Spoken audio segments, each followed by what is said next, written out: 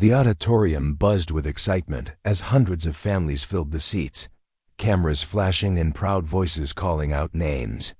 But in the sea of celebration, one teenager sat completely alone in the family section, his hands fidgeting with the graduation program while his eyes darted nervously around the crowd.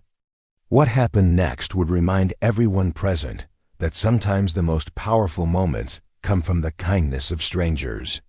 Dr. Marcus Thompson had built his empire from nothing. At 42, he was the CEO of one of the fastest-growing pharmaceutical companies in the Pacific Northwest, a man whose decisions affected thousands of employees and whose innovations had revolutionized treatments for rare genetic disorders. Before we jump back in, tell us where you're tuning in from, and if this story touches you, make sure you're subscribed, because tomorrow, I've saved something extra special for you. His corner office on the 37th floor of the Thompson Industries building offered a panoramic view of Seattle's skyline, and his calendar was typically booked solid with board meetings, investor calls, and strategic planning sessions that could determine the future of medical research. But success, Marcus had learned, came with sacrifices that he was only beginning to understand. His wife Catherine had left him 2 years earlier, taking their younger daughter Emma to live in Portland, citing his inability to balance work and family as irreconcilable differences. The divorce had been swift and brutal, leaving Marcus with joint custody of Emma and full custody of their 17-year-old son David, whose autism spectrum diagnosis had made him Catherine's primary reason for seeking what she called a more stable environment. David Thompson was brilliant in ways that most people couldn't comprehend. His mind worked like a precision instrument, capable of memorizing entire textbooks, solving complex mathematical equations in his head, and understanding scientific concepts that challenged graduate students. But social situations remained a mystery to him, a complex code that he had never quite managed to crack despite years of therapy and social skills training. The irony wasn't lost on Marcus that while he could navigate the most complicated business negotiations with ease, he often felt helpless when it came to connecting with his own son. David's world was structured and predictable, governed by routines that provided him comfort and security. He woke up at exactly 6:30 every morning, ate the same breakfast of whole grain toast with peanut butter and banana slices, and followed a schedule that rarely varied from day to day.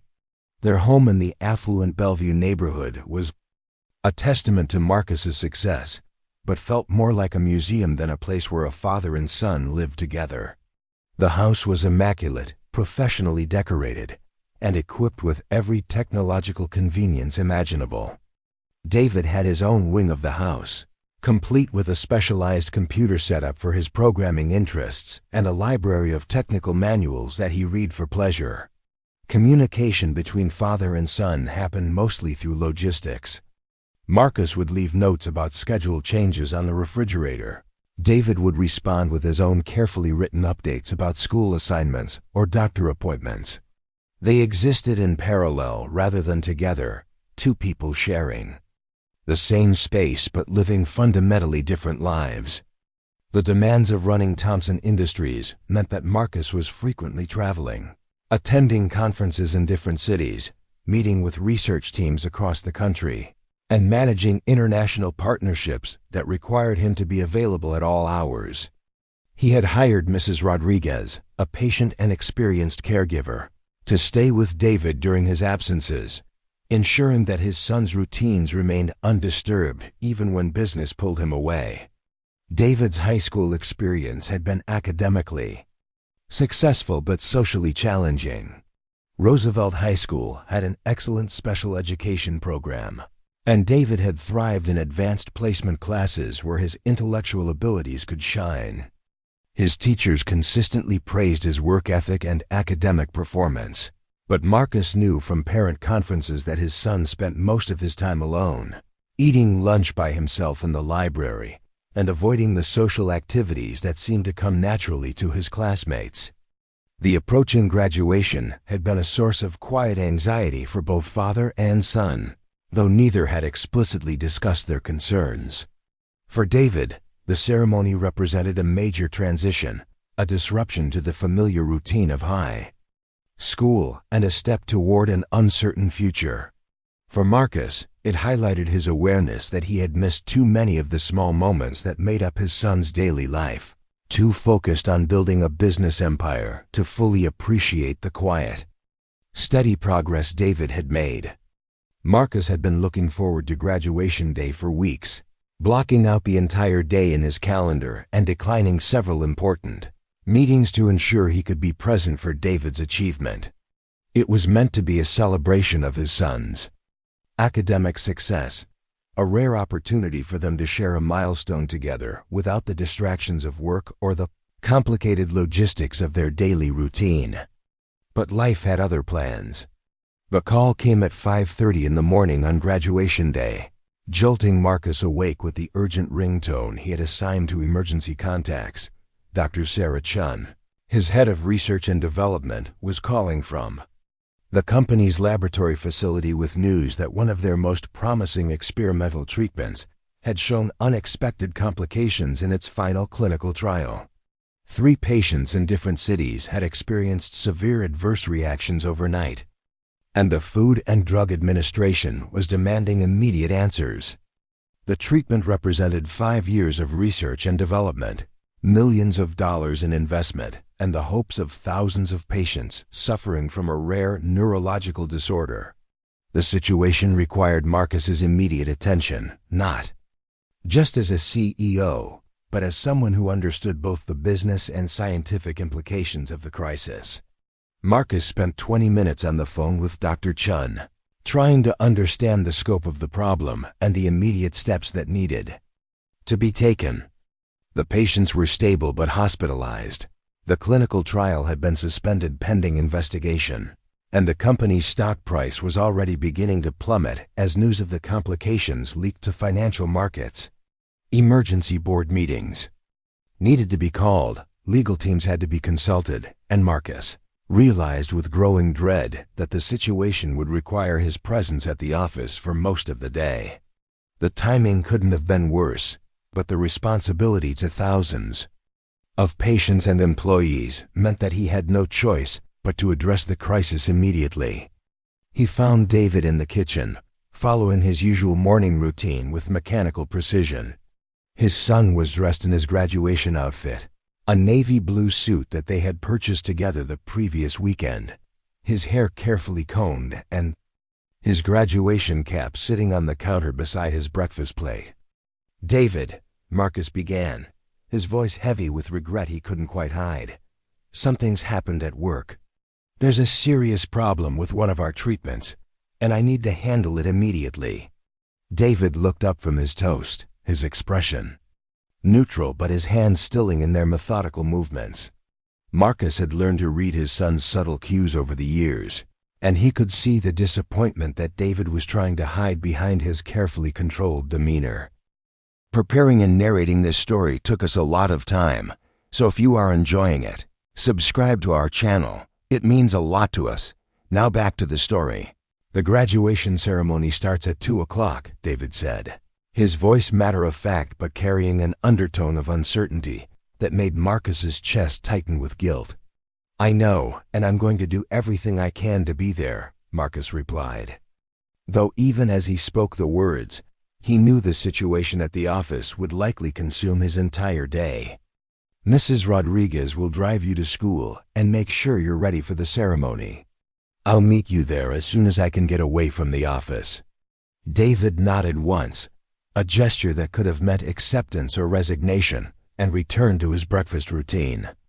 But Marcus noticed that his son's movements were slightly less precise than usual, the kind of small disruption in pattern that indicated stress in someone whose world depended on predictability and structure. The drive to Thompson Industries felt longer than usual, despite the early morning traffic. Marcus spent the time on conference calls with his legal team, his head of public relations, and the lead scientists involved in the clinical trial. The situation was complex and evolving, requiring decisions that could affect not just the company's financial future, but the lives of patients who were depending on treatments that might now be delayed for months or years. The office building was already buzzing with activity when Marcus arrived, despite the early hour. Crisis management mode had been activated, with teams of lawyers, scientists, and communications specialists working to understand the scope of the problem and develop a response strategy that would satisfy regulators while protecting the company's ability to continue its research. Dr. Chen met him in the lobby, her usually calm demeanor showing signs of the stress they were all feeling. She had been working through the night, coordinating with hospitals in 3 different states and trying to understand what had gone wrong with a treatment that had shown such promise in earlier trials. "The patients are stable," she reported, as they rode the elevator to the executive floor. "But the reactions were severe enough that the FDA is treating this as a potential safety signal. We need to analyze every piece of data from the trial and provide a comprehensive response within 48 hours. Marcus nodded, his mind already shifting into the analytical mode that had made him successful in business, but often left him feeling disconnected from the personal relationships that mattered most. The next several hours would be crucial, not just for the company, but for the thousands of patients who were waiting for treatments that might now be indefinitely delayed. The boardroom filled quickly with the key personnel needed to address the crisis. Scientists, lawyers, regulatory specialists, and communications experts gathered around the polished conference table, their laptops and tablets creating a digital command center focused on understanding and responding to the situation. Marcus found himself immersed in the kind of complex problem-solving that he excelled at, analyzing data streams, evaluating risk factors, and making decisions that balanced scientific integrity with business necessity. But as the morning progressed into afternoon, he kept glancing at his watch, calculating whether there was any possibility of making it to David's graduation ceremony. The school had sent a reminder email the previous week, noting that the ceremony would begin promptly at 2 o'clock with the processional, followed by speeches from the valedictorian and salutatorian, the presentation of diplomas, and the traditional cap-throwing celebration. Marcus had imagined himself sitting in the audience, watching David walk across the stage to receive his diploma, finally having the opportunity to witness one of his son's achievements in person. But as 1 o'clock approached, it became clear that the crisis at Thompson Industries would require his presence for the remainder of the day. The FDA had scheduled an emergency conference call for 3 o'clock, and the company's legal team needed Marcus's input on the statement they would release to the public and to shareholders.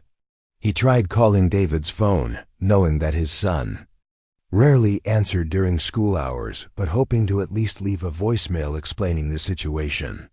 The call went directly to voicemail, and Marcus found himself struggling to find words that would convey both his disappointment and his pride in David's achievement. "David, it's Dad," he began, his voice carrying the weight of repeated absences and missed opportunities. "I'm so sorry, but the situation at work is more serious than I initially thought. I don't think I'm going to be able to make it to your graduation ceremony. I know how important this day is, and I'm incredibly proud of everything you've accomplished. Mrs. Rodriguez will be there to take pictures and video, and we'll celebrate together when I get home tonight. I'm sorry, son. I really am." Meanwhile, across the city at Roosevelt High School, David Thompson sat in his assigned seat in the gymnasium, surrounded by his classmates but feeling more isolated than ever. The graduates had been arranged alphabetically, which meant he was seated between Jennifer Thomas and Michael Torres, both of whom were engaged in animated conversations with friends and family members who had come to celebrate their achievements. David's graduation cap sat precisely centered on his head, and his hands were folded neatly in his lap as he watched the steady stream of families filing into the bleachers.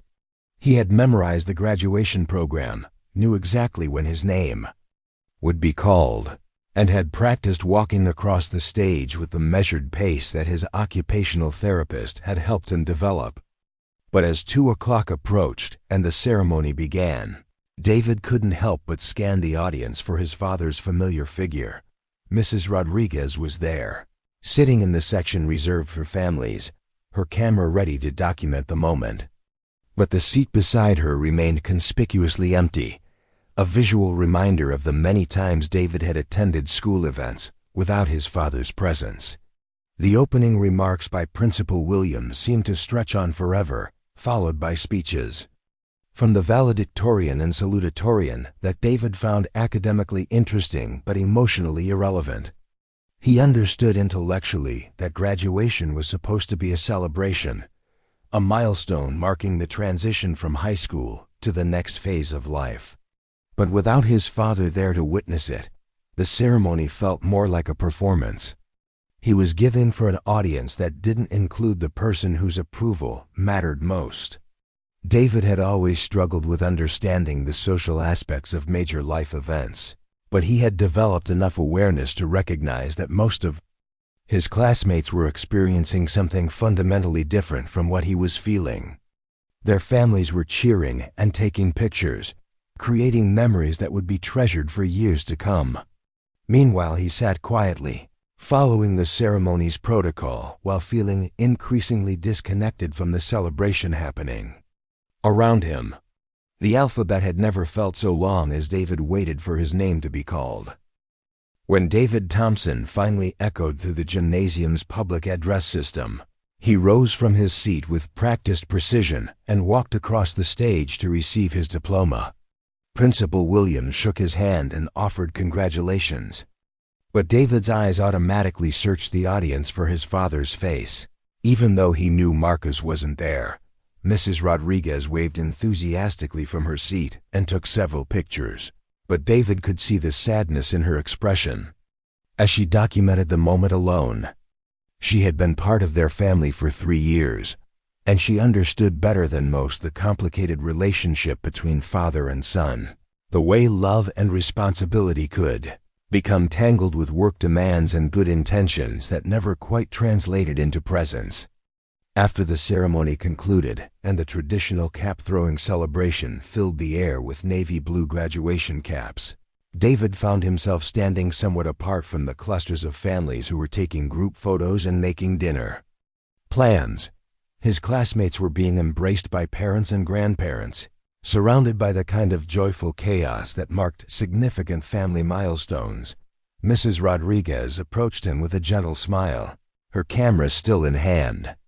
"Your father called," she said, her voice carrying the kind of careful neutrality she used when delivering news about Marcus's schedule changes. "He's very proud of you, David. The work situation was an emergency, but he wanted me to tell you that he's planning a special celebration for this weekend." David nodded, processing the information with the same methodical approach he applied to all disappointments. He had learned not to expect his father's presence at school events. Graduation had felt different somehow. It represented the culmination of his high school career, the achievement of goals that had required years of hard work and adaptation to social environments that often felt foreign and overwhelming. "Can we go home now?" David asked, his voice carrying the subtle exhaustion that appeared when his carefully maintained composure began to require more energy than he had available. "Of course," Mrs. Rodriguez replied, understanding that David had reached his limit for social interaction and public spaces. "Let's collect your things and head home. Maybe we can stop for ice cream on the way if you'd like." David considered the offer, mentally reviewing his usual afternoon routine and calculating whether the variation would be manageable, given his current emotional state. Ice cream represented a deviation from his typical schedule, but it also provided a structured activity that wouldn't require complex social interaction. "Vanilla," he said finally, specifying his preference with the kind of precision that made ordering simple for both of them. 2 scoops, in a cup, not a cone. As they made their way through the crowd of celebrating families toward the exit, David couldn't help but observe the interactions happening around him. Parents were hugging their graduates, siblings were posing for pictures, and grandparents were wiping away tears of pride and joy. The emotional displays were foreign to him, but he had learned to recognize them as expressions of love and connection that existed in a language he was still trying to understand. The parking lot was filled with families continuing their celebrations, some heading to restaurants for special dinners, others planning parties at home with extended family and friends. David and Mrs. Rodriguez walked quietly to her car, the sounds of laughter and conversation fading as they moved away from the school building. During the drive to the ice cream shop, David stared out the window at the familiar streets of his neighborhood, processing the events of the day with the methodical approach that helped him make sense of experiences that didn't match his expectations. Graduation was supposed to be important, a milestone worth celebrating, but without his father's presence, it felt more like a task he had completed than an achievement to treasure. The ice cream shop was relatively quiet in the mid-afternoon, with only a few other customers enjoying the sunny day. David ordered his vanilla ice cream with the same precision he applied to all his routines, and Mrs. Rodriguez chose a small chocolate cone that she ate slowly while David worked through his own careful spoonfuls. "How do you feel about graduating?" Mrs. Rodriguez asked, her question gentle but direct in the way that worked best with David's communication style. David considered the question seriously, taking time to identify and articulate his emotions. With the deliberate process that helped him navigate complex feelings. "Accomplished," he said finally, "but also uncertain about what comes next. College will be different, and I'm not sure if I'm prepared for all the changes." Mrs. Rodriguez nodded, understanding that David's analytical approach to emotions was both a strength and a limitation. He could identify and describe his feelings with remarkable precision, but he often struggled with the more instinctive aspects of emotional experience that other people took for granted. "Change is always challenging," she agreed. "But you've handled difficult transitions before, and you've developed good strategies for managing new situations. Your father is very proud of how much you've grown and learned during high school." David finished his ice cream methodically, using his spoon to gather every bit from the cup with the same thoroughness he applied to all his activities. The mention of his father created a familiar mixture of love and disappointment that he had learned to manage but never quite resolved. The drive home took them through the affluent neighborhoods where David had spent most of his life, past the carefully manicured lawns and impressive houses that represented the success his father had achieved in the business world. Their own house sat at the end of a quiet cul-de-sac, its modern architecture and expansive grounds providing the kind of privacy and space that worked well for David's need for predictable environments. Marcus's car wasn't in the driveway, confirming what David already knew about his father's continued absence. The house felt larger and quieter than usual as they entered through the front door, the silence emphasizing the reality that his graduation day would end much as it had begun, with just him and Mrs. Rodriguez sharing the space that was supposed to be a family home. "Would you like me to stay until your father gets home?" Mrs. Rodriguez asked, her offer carrying the understanding that David sometimes struggled with extended periods alone, especially after emotionally demanding days. David considered the question, weighing his desire for solitude against his recognition that the day had been more challenging than he had anticipated. His usual routines provided comfort, but they also highlighted his father's absence in ways that made the large house feel even more empty than usual. For a little while, he decided, recognizing that he could benefit from the quiet companionship that Mrs. Rodriguez provided without the pressure of forced conversation or emotional processing that he wasn't ready to handle. They settled into the living room, where David opened his laptop and began working on a programming project that had been occupying his free time for several weeks.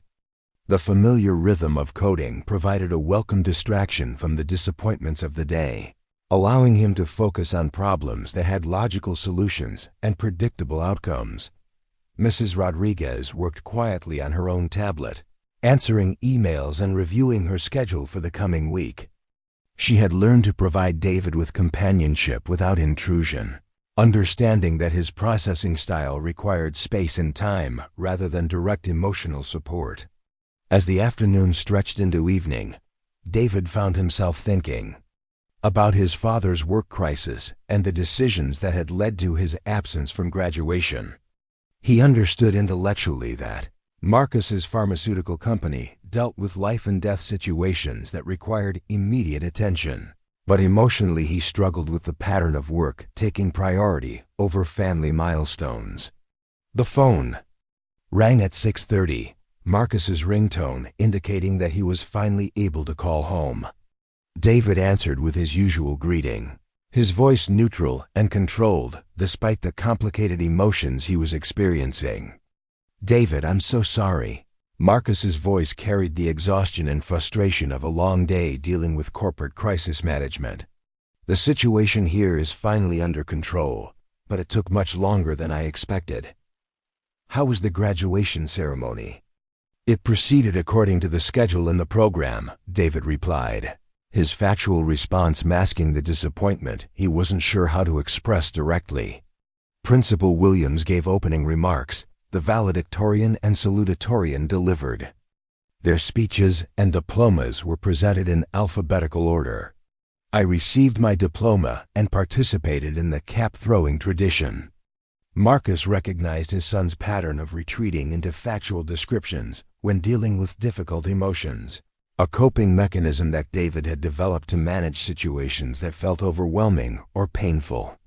The formal tone told Marcus everything he needed to know about how his absence had affected his son, even if David couldn't express his feelings directly.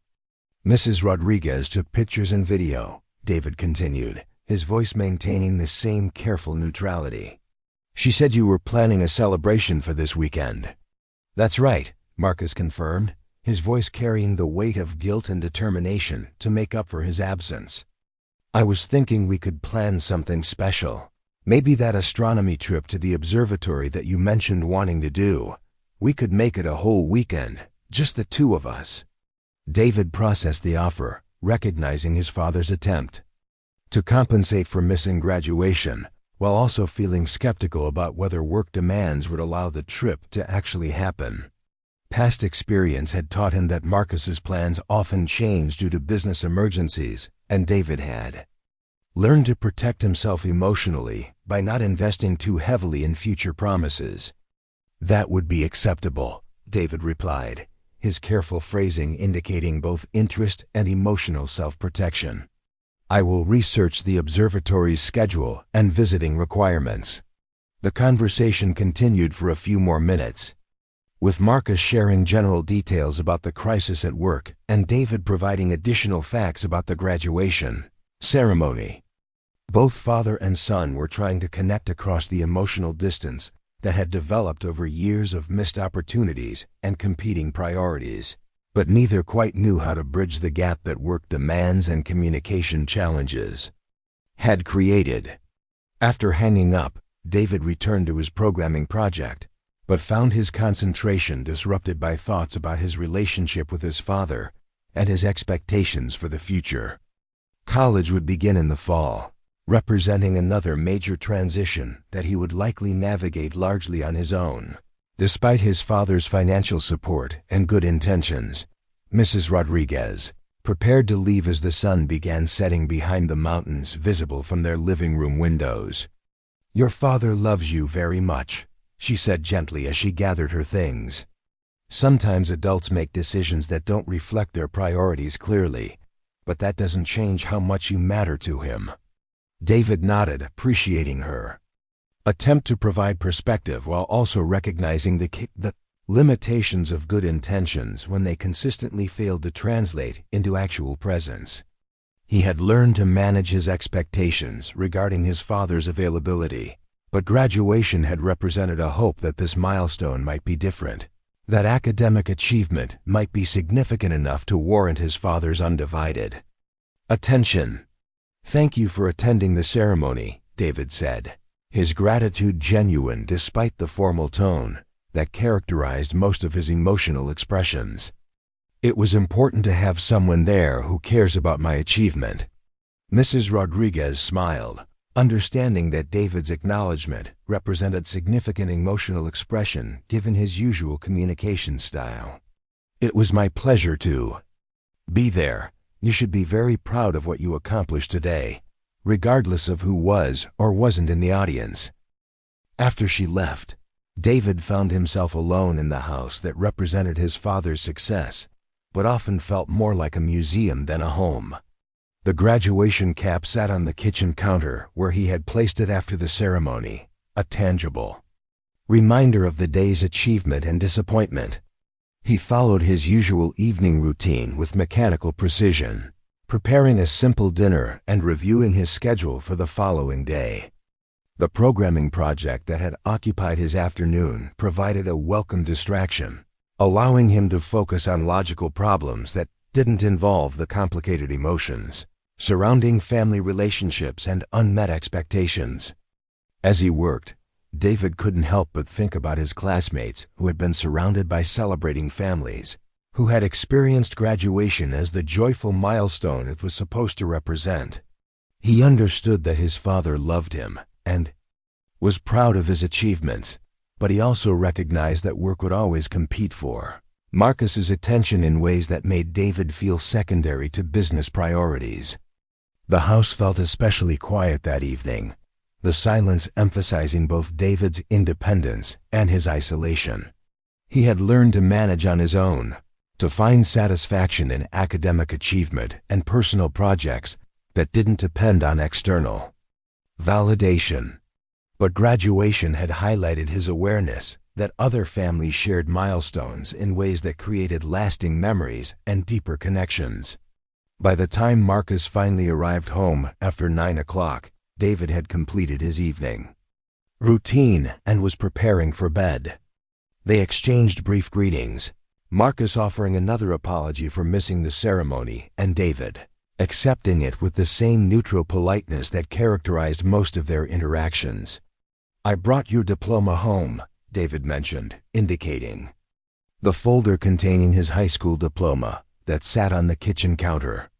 "It's an official document that will be needed for college registration." Marcus picked up the folder, opening it to examine the diploma that represented 4 years of his son's academic achievement. The formal language and official seals couldn't capture the hard work and personal growth that the document represented. The countless hours David had spent adapting to social environments that challenged him while excelling in academic subjects that played to his strengths. "I'm very proud of you," Marcus said, his voice carrying genuine emotion despite the formal setting and the missed opportunity to share the moment together. "This represents a huge accomplishment, and I know college will bring even more opportunities for you to use your talents." David nodded, recognizing his father's sincerity while also feeling the emotional distance that had developed between them over years of competing priorities and different communication styles.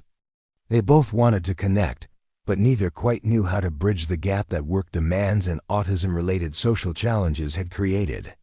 As David headed upstairs to his room, he reflected on the day's events with the analytical approach that helped him process experiences that didn't match his expectations. Graduation had been both an achievement and a disappointment, a milestone that highlighted both his academic success and his father's continued absence from important moments. The weekend astronomy trip that Marcus had proposed represented another opportunity for connection, but David had learned to manage his expectations regarding his father's availability. Past experience had taught him that work emergencies had a way of interfering with family plans, and David had developed emotional strategies to protect himself from repeated disappointments. In his room, David followed his bedtime routine with the same precision that characterized all his daily activities. The familiar patterns provided comfort and predictability in a world that often felt chaotic and overwhelming. As he prepared for sleep, he found himself thinking about the future and the changes that college would bring to his carefully structured life. The relationship with his father would likely continue to be complicated by work demands and communication challenges. But David had learned to find satisfaction in his own achievements and to build a life that didn't depend entirely on external validation. Graduation marked the end of high school and the beginning of new opportunities to develop independence and pursue interests that aligned with his strengths and passions.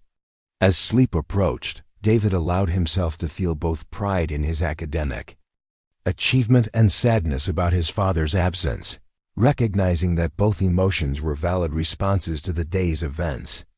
Tomorrow would bring new routines and new challenges, but tonight he could acknowledge that he had successfully completed an important milestone, regardless of who had been present to witness it. 3 weeks after graduation, the routine at the Thompson household had settled into its familiar patterns, but underneath the surface, both father and son were grappling with changes that neither fully understood how to navigate. David had begun attending summer orientation sessions at the University of Washington, where he would start his computer science program in the fall. The campus visits were structured and informative, designed to help incoming students familiarize themselves with academic expectations and social resources, but they also highlighted the magnitude of the transition ahead. Each orientation session presented new challenges for David's carefully developed coping strategies. The university environment was larger and more complex than his high school, with thousands of students moving through spaces that seemed to shift and change depending on the time of day and academic calendar. The social dynamics were different too, with less structure and more independence expected from students, who were learning to manage their own schedules and responsibilities. Marcus had arranged for David to work with Dr. Jennifer Walsh, a specialist in autism spectrum disorders who helped young adults transition to college environments. Dr. Walsh had extensive experience with students who excelled academically but struggled with the social and logistical aspects of university life. Her approach focused on developing practical strategies for managing sensory overload, social anxiety, and the increased independence that college demanded. During their weekly sessions, Dr. Walsh worked with David to identify potential challenges and develop solutions before problems became overwhelming. They practiced navigating crowded hallways, explored strategies for managing dining hall environments, and discussed approaches for communicating with professors and classmates when academic or social situations became difficult. The sessions were helpful, but they also emphasized to David how different his college experience would be from that of his peers. While other incoming freshmen were excited about dormitory life and social opportunities, David was focused on logistical concerns, like finding quiet study spaces and managing the sensory challenges of living in close proximity to dozens of other students. Marcus had initially assumed that David would live at home and commute to campus, arrangement that would allow him to maintain his familiar routines while pursuing his education. But Dr. Walsh had encouraged them to consider the benefits of dormitory life, arguing that the controlled independence of university housing might help David develop social skills and self-reliance that would serve him well in his future career. The compromise they reached involved David living in a single room in one of the university's quieter residence halls, with additional support services and regular check-ins with both Dr. Walsh and the university's Disability Services Office. It was a carefully structured approach to independence, designed to provide David with growth opportunities while maintaining the support systems he needed to succeed. But the practical arrangements couldn't address the emotional aspects of the transition that both father and son were struggling to acknowledge. Marcus found himself simultaneously proud of David's academic achievements and worried about his son's ability to navigate the social complexities of college life. David, meanwhile, was excited about the intellectual challenges ahead but anxious about living away from the predictable environment he had known his entire life. The promised astronomy trip had taken place the weekend after graduation, and it had been both successful and revealing in ways that Marcus hadn't anticipated. David's knowledge of astronomical phenomena was impressive, and his enthusiasm for the observatory's equipment and programming had been genuine and sustained. They had spent hours exploring different exhibits and participating in telescope observations. That allowed David to apply his theoretical knowledge to real-world scientific investigation. But the trip had also highlighted the communication challenges that continued to exist between them. Marcus found himself struggling to match David's level of technical expertise, while David seemed uncertain about how to share his excitement in ways that his father could fully understand and appreciate. They both wanted to connect, but their different communication styles and interests created barriers that neither quite knew how to bridge. The success of the astronomy trip had led to other shared activities throughout the summer. Marcus had made a conscious effort to adjust his work schedule to allow for more time with David, recognizing that the approaching college transition represented a natural endpoint to their daily cohabitation. They visited science museums, attended lectures at the local university, and explored hiking trails that offered the kind of structured outdoor activities that David enjoyed. These experiences were positive, but they also emphasized to Marcus how much of his son's childhood and adolescence he had missed due to work demands. David had developed interests and expertise that Marcus was only beginning to understand, and there were aspects of his son's personality and capabilities that felt surprising. Despite their years of living in the same house, the revelation came during a conversation with Dr. Walsh, who had invited Marcus to participate in one of David's transition planning sessions. She had been working with David for several weeks and had developed insights into his social and emotional needs that went beyond the practical strategies they had been focusing on. David is exceptionally capable academically, Dr. Walsh explained, her tone carrying both admiration and concern. His intellectual abilities are remarkable, and he has developed excellent strategies for managing the challenges associated with autism spectrum disorders. But he's also dealing with some emotional issues that I think deserve attention. Marcus listened carefully, recognizing that Dr. Walsh's expertise gave her perspective on David's needs that he might be missing despite their daily interactions. "What kind of emotional issues?" he asked, genuinely wanting to understand how he could better support his son. "Loneliness," Dr. Walsh replied directly. "David has learned to manage social situations and academic challenges very effectively, but he doesn't have meaningful friendships or connections with peers. He's intellectually ready for college, but emotionally he's carrying some sadness about feeling different and isolated from other young people his age." The conversation forced Marcus to confront aspects of David's experience that he had been aware of but hadn't fully appreciated. David's academic success had been so impressive that Marcus had sometimes overlooked the social challenges that made many everyday experiences difficult for his son. The graduation ceremony had been one example, but there were countless other situations where David had navigated social expectations alone while Marcus focused on work responsibilities. Dr. Walsh suggested that the college transition might actually provide David with opportunities to develop social connections with other students who shared his academic interests and intellectual curiosity. Computer science programs often attracted students who were more focused on technical subjects than social activities, and the university environment might offer David chances to find his peer group in ways that high school hadn't provided. But she also emphasized that David would benefit from continued emotional support as he navigated the challenges of college life. The combination of academic pressure, social expectations, and increased independence could be overwhelming even for students who didn't face the additional challenges associated with autism spectrum disorders. Marcus left the session with a new understanding of his son's needs and his own role in supporting David's transition to college. The practical arrangements they had made were important, but David also needed emotional support and encouragement.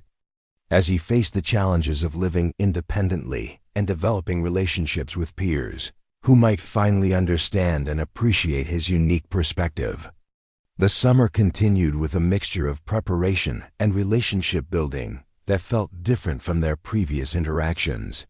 Marcus made a conscious effort to be more present and engaged, while David began opening up about his hopes and concerns regarding college in ways that he hadn't shared before. One evening in late July, as they sat on the deck overlooking the garden that Catherine had designed years earlier, David surprised Marcus with a question that cut to the heart of their relationship challenges. "Do you think I'm disappointing? Because I'm not like other people?" David asked, his voice carrying the kind of vulnerability that he rarely expressed directly. Marcus felt his chest tighten with emotion as he recognized the pain behind his son's question. "David, you're not disappointing at all," he replied, his voice carrying more intensity than their usual conversations. "You're remarkable. Your mind works in ways that most people can't even understand, and you've accomplished things that should make any parent proud. But you miss most of my accomplishments," David observed, his statement factual rather than accusatory. "Work is always more important than school events or activities that matter to me." The honesty of David's observation forced Marcus to confront the pattern of choices he had made over the years. Decisions that had prioritized business success over family presence in ways that he was only beginning to understand. "You're right," Marcus admitted, recognizing that David deserved honesty rather than excuses. "I've made work too much of a priority, and I've missed opportunities to support you that I can't get back." They sat in comfortable silence for several minutes, both processing the emotional territory they had ventured into with unusual directness. David's ability to articulate his feelings so clearly was both a strength and a challenge, forcing conversations that Marcus often felt unprepared to navigate. "College will be different," David continued, his voice thoughtful and analytical. "I'll be living independently, and there won't be as many opportunities for you to attend events or activities, even if work allows it." Marcus realized that his son was essentially saying goodbye to childhood expectations and preparing himself emotionally for a relationship that would be even more distant and independent. The recognition was both proud and heartbreaking, acknowledging David's maturity while also highlighting the opportunities for connection that would soon be permanently lost. "I want college to be different for you in good ways," Marcus said, his voice carrying the determination that had driven his business success but now focused on family relationships. "I want you to find people who appreciate how remarkable you are, and I want you to have experiences that help you feel connected rather than isolated." David considered his father's words with the same analytical approach he applied to complex problems, processing both the sentiment and the practical implications. "Dr. Walsh thinks I might find people who understand my interests better at university," he said. "Computer science students might be more similar to me than high school classmates were." The conversation continued as the sun set behind the mountains, father and son sharing perspectives on the future with more openness than they had managed in years. Marcus found himself appreciating David's intellectual honesty and emotional insight, while David seemed to relax into a communication style that felt more natural than their usual formal interactions. As the college transition approached, Marcus made arrangements to adjust his work schedule in ways that would allow him to be more present during David's first semester. The crisis management skills that made him effective in business could also be applied to supporting his son's adjustment to university life, though he recognized that the challenges would be different from anything he had navigated before. The final weeks of summer were filled with practical preparations that gave both father and son concrete tasks to focus on rather than the emotional aspects of separation they were both struggling to process. Shopping for dormitory supplies, completing university paperwork, and attending final orientation sessions provided structure for their interactions while building toward the milestone of David's departure for college. But underneath the practical preparations, both Marcus and David were grappling with questions about their relationship and their expectations for the future. The graduation ceremony had highlighted patterns of absence and missed opportunities that couldn't be easily corrected. But the college transition also represented a chance for new approaches to staying connected despite increased distance. Marcus found himself remembering conversations with Catherine during their marriage about David's needs and their parenting approaches. She had always been more intuitive about their son's emotional requirements, while Marcus had focused on practical support and academic opportunities. The divorce had removed Catherine's insights from their daily decision-making, leaving Marcus to navigate David's needs with limited understanding of the emotional complexities involved. David, meanwhile, was preparing himself for independence, while also hoping that distance might actually improve his relationship with his father. The daily logistics of living together often highlighted their communication differences, but less frequent interactions might allow them to focus on shared interests and mutual respect rather than the practical challenges that created tension in their household routines. The night before David's departure for college, they shared dinner at home with the kind of quiet significance that marked important transitions. Mrs. Rodriguez had prepared David's favorite meal, and Marcus had arranged to be completely unavailable for work calls or emails, recognizing that this evening represented the end of their daily cohabitation and the beginning of a new phase in their relationship. "Are you nervous about tomorrow?" Marcus asked, his question carrying genuine curiosity about David's emotional state rather than the practical concerns that usually dominated their conversations. David considered the question with his characteristic thoroughness, taking time to identify and articulate feelings that were more complex than his usual analytical responses. "Excited and anxious," he said finally. "The academic opportunities are appealing, but the social and logistical challenges are uncertain. I have strategies for managing difficulties, but I don't know what problems I might encounter."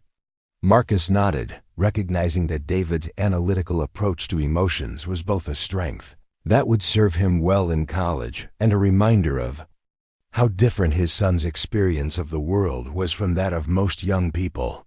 "You've always been good at solving problems," Marcus observed. "And the university has support services specifically designed to help students who face the kinds of challenges you're thinking about.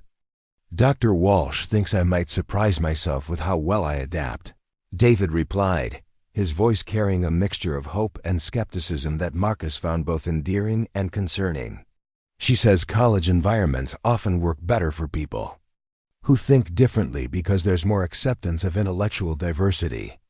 The conversation continued through dinner and into the evening, covering practical topics like class schedules and meal plans, but also touching on deeper questions about independence, relationships, and personal growth. Both father and son seemed to recognize that this was their last opportunity for this kind of extended conversation before David's life became primarily separate from the family routines they had shared. As the evening concluded, Marcus found himself wanting to say something meaningful about his love for David and his pride in his son's achievements, but struggling to find words that felt adequate for the magnitude of the transition they were facing. David seemed to be experiencing similar difficulty, recognizing the significance of the moment, but uncertain about how to express feelings that didn't fit easily into his usual communication patterns. "I'm proud of you," Marcus said finally, his voice carrying emotion that surprised both of them. "Not just because of your academic achievements, but because of who you are and how you've learned to navigate challenges that would overwhelm most people." David processed his father's words with visible concentration, his analytical mind working to understand both the content and the emotional subtext of the statement. "Thank you," he replied, his formal tone softened by genuine appreciation. "I hope college helps me develop skills that will make me more capable of maintaining relationships and contributing to communities." The exchange represented more emotional directness than they usually managed, but both father and son seemed to recognize that the college transition warranted conversations that went beyond their typical practical discussions. As they prepared For bed, each was processing the reality that their daily relationship was about to change permanently, regardless of how successfully David adapted to university life. Marcus spent much of the night awake, thinking about the 18 years of David's life and his own role as a father who had provided financial support and practical resources while often missing the emotional connections that might have made their relationship deeper and more satisfying. The missed graduation ceremony had become a symbol of larger patterns that he was only beginning to understand and regret. David, meanwhile, followed his usual bedtime routine with extra attention to details, recognizing that this was the last night he would sleep in his childhood room before beginning the independence that college represented. His carefully organized belongings were packed and ready for transport, but the emotional preparation for living away from home felt less complete and manageable. The morning of departure arrived with the kind of crisp autumn weather that marked the beginning of academic years throughout the Pacific Northwest. Marcus had arranged to drive David to campus personally rather than hiring a moving service, recognizing that the trip represented an opportunity for final conversations before their relationship shifted to phone calls and occasional visits. The drive to the University of Washington campus took them through neighborhoods and business districts that had formed the backdrop of David's childhood, past the schools he had attended and the medical offices where he had received various therapies and support services over the years. The familiar scenery provided a visual timeline of David's development from a young child with significant social challenges to a capable young adult preparing for academic independence. As they approached the university, both father and son could see the activity of move-in day beginning to unfold across the campus. Students and families were unloading vehicles, carrying belongings into residence halls, and navigating the organized chaos that marked the beginning of each academic year. The energy was excited and optimistic, but Marcus could sense David's anxiety increasing as they joined the stream of families participating in the college transition ritual, the residence hall that would be David's home for the next academic year was modern and well-designed, with amenities that emphasized both community building and individual privacy. David's single room was small but efficient, with space for his computer equipment, his carefully curated collection of technical books, and the personal belongings that would help him feel settled in his new environment. The process of moving David's belongings into his room was methodical and efficient, with both father and son focusing on practical tasks rather than the emotional significance of the transition they were navigating.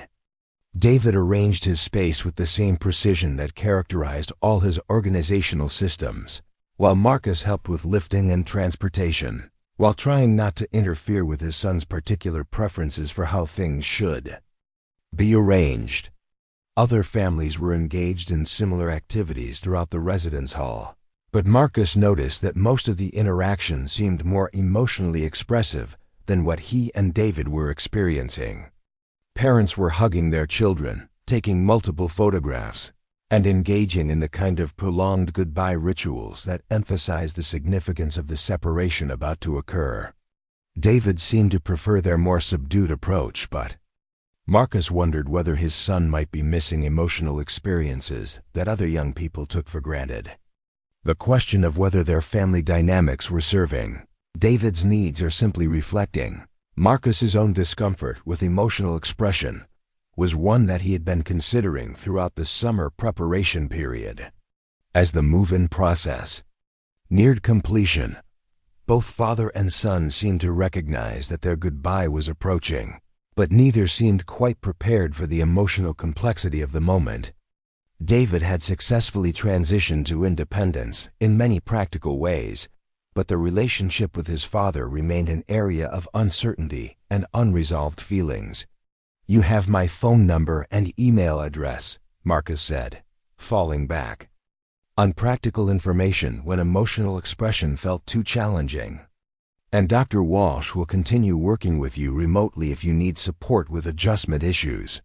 David nodded, processing the information while also preparing himself emotionally for his father's departure.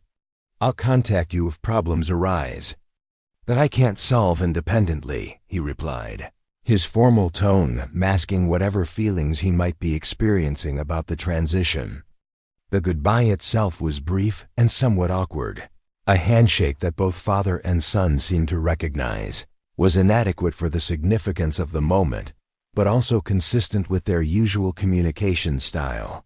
Marcus drove away from campus with mixed feelings of pride, regret, and uncertainty about whether he had adequately prepared his son for the challenges ahead. David stood in his new room, surrounded by the belongings that represented his old life, but also marking the beginning of independence that felt both exciting and intimidating. The next few hours would bring orientation activities, meetings with other students, and the beginning of routines that would define his college experience. But first, he allowed himself a few minutes to process the reality that his relationship with his father had entered a new phase, one that would be defined by distance and independence rather than daily proximity. The graduation ceremony that Marcus had missed now seemed like a symbol of larger patterns, but college also represented opportunities for David to define himself independently of his father's presence or absence. As evening approached and David prepared for his first night in the residence hall, he found himself thinking about the conversation he and his father had shared on the deck several weeks earlier. The honesty they had managed to achieve gave him hope that distance might actually improve their relationship by removing some of the practical tensions that complicated their daily interactions. The future remained uncertain, but David felt ready to embrace the independence that college represented, while also maintaining hope that his relationship with his father might evolve in positive directions. The next chapter of his life was beginning, and for the first time in years, David felt optimistic about his ability to create meaningful connections with people who might understand and appreciate his unique perspective on the world. 2 months into his freshman year, David had established routines that made university life manageable, though not entirely comfortable. His computer science courses were intellectually stimulating and academically rewarding, confirming his decision to pursue a field that aligned with his natural abilities and interests. The programming assignments challenged him in ways that felt satisfying rather than overwhelming, and his professors had begun to recognize his exceptional analytical capabilities. But the social aspects of college life remained largely elusive. David ate most of his meals alone in the dining hall, choosing tables near windows where he could observe the campus activity, without feeling pressured to participate in conversations that he found difficult to navigate. His residence hall floor was populated by other freshmen who seemed to form friendships effortlessly, gathering in common areas for study sessions and social activities that David observed but rarely joined. The isolation wasn't entirely unpleasant, as David had always found solace in solitude and independent activities. His room had become a carefully organized sanctuary where he could pursue programming projects, read technical literature, and communicate with online communities of developers who shared his interests.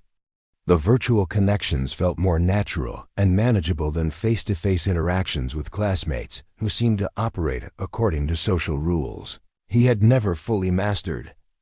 Dr. Walsh continued their weekly sessions via video calls, providing David with strategies for managing the academic and social challenges of university life.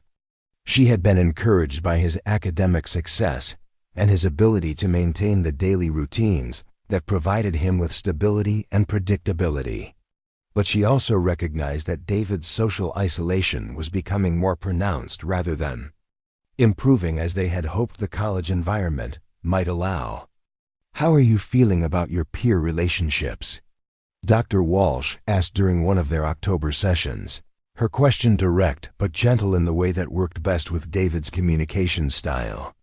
David considered the question with his characteristic thoroughness, taking time to analyze his social experiences with the same precision he applied to programming problems. "I observe other students forming connections that appear meaningful to them," he said finally. "But I haven't identified opportunities to develop similar relationships that feel authentic rather than forced. Dr. Walsh nodded, understanding that David's analytical approach to social situations was both a strength that helped him navigate complex environments and a limitation that sometimes prevented him from experiencing the spontaneous connections that formed the basis of many friendships. Are there any classmates or fellow students who share your academic interests in ways that might provide natural conversation topics? She asked, exploring possibilities for connections based on intellectual compatibility rather than social chemistry. There's a student in my advanced algorithms class who asks questions that suggest deep understanding of the material, David replied. And the programming study groups sometimes include people who approach problems with logical methods similar to mine, but the conversations tend to remain focused on academic topics rather than developing into personal connections. The conversation highlighted one of the paradoxes of David's college experience. He was surrounded by students who shared his intellectual capabilities and academic interests, but the social skills required to transform academic interactions into meaningful relationships remained challenging for him to develop and sustain. Marcus had been calling weekly, their conversations covering David's academic progress and practical concerns, like laundry procedures and meal plan logistics. But the emotional distance that had characterized their relationship continued even with David living independently. Marcus asked about grades and course schedules, while David provided factual updates that revealed little about his internal experience of college life. How are you finding the social aspects of university? Marcus asked during one of their November phone calls, his question prompted by Dr. Walsh's suggestion that he inquire about David's peer relationships rather than focusing exclusively on academic performance. I'm managing the social expectations adequately, David replied, his careful phrasing indicating both honesty and emotional protection. The academic environment provides structure for interactions with classmates, and I haven't encountered significant problems with roommate conflicts or residence hall policies. Marcus recognized his son's tendency to frame emotional questions in terms of practical management rather than personal satisfaction, but he wasn't sure how to probe deeper without making David uncomfortable. Their communication patterns had been established over years of focusing on logistics rather than feelings, and changing that dynamic required skills that Marcus was still developing. Are you making friends?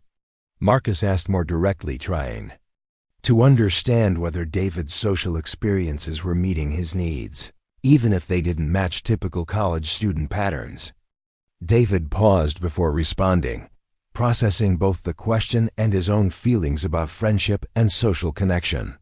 I'm developing acquaintanceships with classmates who share academic interests, he said carefully. Whether those relationships constitute friendships depends on definitions and expectations that I'm still learning to understand. The conversation continued for several more minutes, but Marcus found himself feeling frustrated by his inability to assess whether David was thriving socially or simply managing to avoid problems. The academic success was clear and impressive, but the emotional and social aspects of David's college experience remained largely opaque to his father's understanding. As autumn progressed toward winter, David's routines became more established, and his academic confidence continued to grow. His professors had begun assigning him to advanced projects that challenged him intellectually while also requiring collaboration with other students. The group work was initially stressful for David, as it required communication skills and social flexibility that didn't come naturally to him. But gradually, he began to find that academic collaboration provided a structured context for developing relationships with classmates who appreciated his technical abilities and analytical approach to problem solving. The shared focus on programming challenges created natural conversation topics and common goals that made social interaction feel purposeful rather than artificial. One of his programming partners was a sophomore named Alex Chen, whose approach to coding problems complemented David's systematic methodology with creative solutions and innovative thinking. Alex was patient with David's need for clear communication and structured collaboration, while David provided the kind of thorough analysis and attention to detail that improved the quality of their joint projects. Their partnership began to extend beyond required coursework, with Alex inviting David to participate in optional programming competitions and hackathons that took place on weekends. These events provided David with opportunities to apply his skills in challenging but supportive environments, where his technical abilities were valued and his social differences were less noticeable. The computer science department had developed a culture that celebrated intellectual diversity and unconventional thinking, creating an environment where students like David could find their niche without conforming to traditional social expectations. The professors encouraged collaborative projects that emphasized technical excellence over interpersonal dynamics, allowing David to contribute to group efforts in ways that felt authentic and valuable. As December approached, David began to feel cautiously optimistic about his ability to succeed in a university environment. His academic performance was exceptional, with grades that reflected both his intellectual capabilities and his strong work ethic.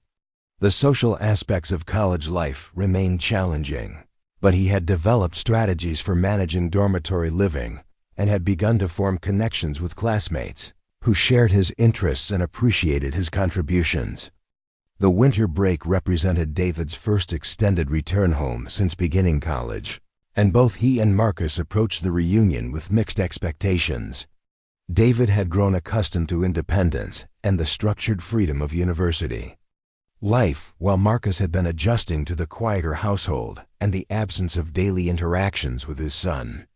The first few days of winter break felt awkward for both father and son, as they readjusted to sharing living space and developed new patterns for their interactions. David's confidence had grown during his semester at university, and he seemed more comfortable expressing his opinions and preferences than he had before leaving for college. Marcus noticed changes in his son that went beyond increased independence. David seemed more articulate about his experiences and more willing to engage in conversations that went beyond practical logistics. The academic success had apparently provided David with confidence that translated into other areas of his life, including his relationship with his father. "College has been more positive than I initially expected," David shared during one of their dinner conversations, his statement carrying more emotional openness than Marcus was accustomed to hearing from his son. "What aspects have been particularly positive?" Marcus asked, genuinely curious about David's perspective on his university experience. David considered the question thoughtfully, organizing his response with the same systematic approach he applied to academic problems. "The intellectual challenges are stimulating without being overwhelming," he explained. "And I've discovered that collaborative projects can be productive when they're focused on shared technical goals rather than social expectations." The conversation revealed that David had not only managed the transition to college life, but had actually found aspects of the university environment that suited his learning style and social needs better than high school had. The discovery was encouraging for both father and son, suggesting that David's future academic and professional prospects were more promising than either had dared to hope. But the winter break also highlighted the continuing challenges in their relationship. Marcus struggled to relate to David's enthusiasm for programming competitions and technical projects, while David found it difficult to explain his interests in ways that his father could fully understand and appreciate. They both wanted to connect, but their different areas of expertise and communication styles created barriers that persisted despite their mutual good intentions. The break passed quickly, with both father and son focused on practical preparations for David's return to university rather than addressing the emotional aspects of their relationship that remained unresolved. Marcus arranged for upgraded computer equipment that would support David's advanced coursework, while David organized his belongings and prepared for the spring semester challenges that lay ahead. The goodbye when David returned to campus felt less significant than their initial separation had been, perhaps because both father and son now had realistic expectations for their ongoing relationship. They had established patterns for weekly phone calls and occasional visits that seemed to work for both of them, even if the emotional intimacy that Marcus sometimes hoped for remained elusive. David's spring semester began with increased confidence and clearer goals for both his academic and social development. He had been selected for an advanced programming track that would provide him with opportunities to work on real-world projects in collaboration with local technology companies. The program represented recognition of his exceptional abilities and offered possibilities for internships and career development that exceeded his initial expectations. The social aspects of university life continued to improve gradually, with David developing a small circle of acquaintances who shared his academic interests and appreciated his reliable contributions to group projects. While these relationships didn't resemble the close friendships that some of his classmates enjoyed, they provided David with social connections that felt authentic and sustainable. Alex Chun had become David's closest friend. Their relationship, built on mutual respect for each other's technical abilities and complementary approaches to problem solving. They spent increasing amounts of time together, working on programming projects and participating in computer science department activities that aligned with their shared interests. Dr. Walsh had been encouraged by David's progress and had begun to reduce the frequency of their sessions as he demonstrated increased independence and improved social functioning. The strategies they had developed together were serving him well in the university environment, and David seemed to be developing confidence in his ability to navigate challenges without constant external support. But success in college also brought new pressures and expectations that David was still learning to manage. The advanced programming track required not only technical excellence, but also presentation skills and client communication that challenged David's comfort zone in new ways. The real-world projects involved working with business professionals who didn't always understand or accommodate his communication style and working preferences. One particularly challenging assignment required David and his team to develop a software solution for a local nonprofit organization that served families affected by autism spectrum disorders. The irony of the project wasn't lost on David, who found himself in the position of creating technology to support people who faced challenges similar to his own. The nonprofit's director, Sarah Martinez, was impressed by the team's technical capabilities but also recognized David's personal connection to the organization's mission. During their project meetings, she began to understand that David brought not only programming expertise, but also lived experience that informed his approach to designing user-friendly interfaces and accessibility features. Your insights into how people with autism spectrum disorders interact with technology are incredibly valuable, Sarah told David during one of their planning sessions. You understand user needs in ways that go beyond technical specifications. The recognition of his unique perspective was both validating and challenging for David, who had spent most of his life trying to minimize the ways that autism affected his daily experiences rather than viewing it as a source of strength or insight. The project forced him to consider how his differences might actually be assets rather than obstacles to overcome. As the semester progressed, David found himself becoming more comfortable with the idea that his autism spectrum diagnosis was simply one aspect of his identity rather than a limitation that defined his capabilities. The university environment had provided him with opportunities to discover and develop his strengths, while also building skills for managing areas that remained challenging. The spring semester also brought unexpected recognition for David's academic achievements.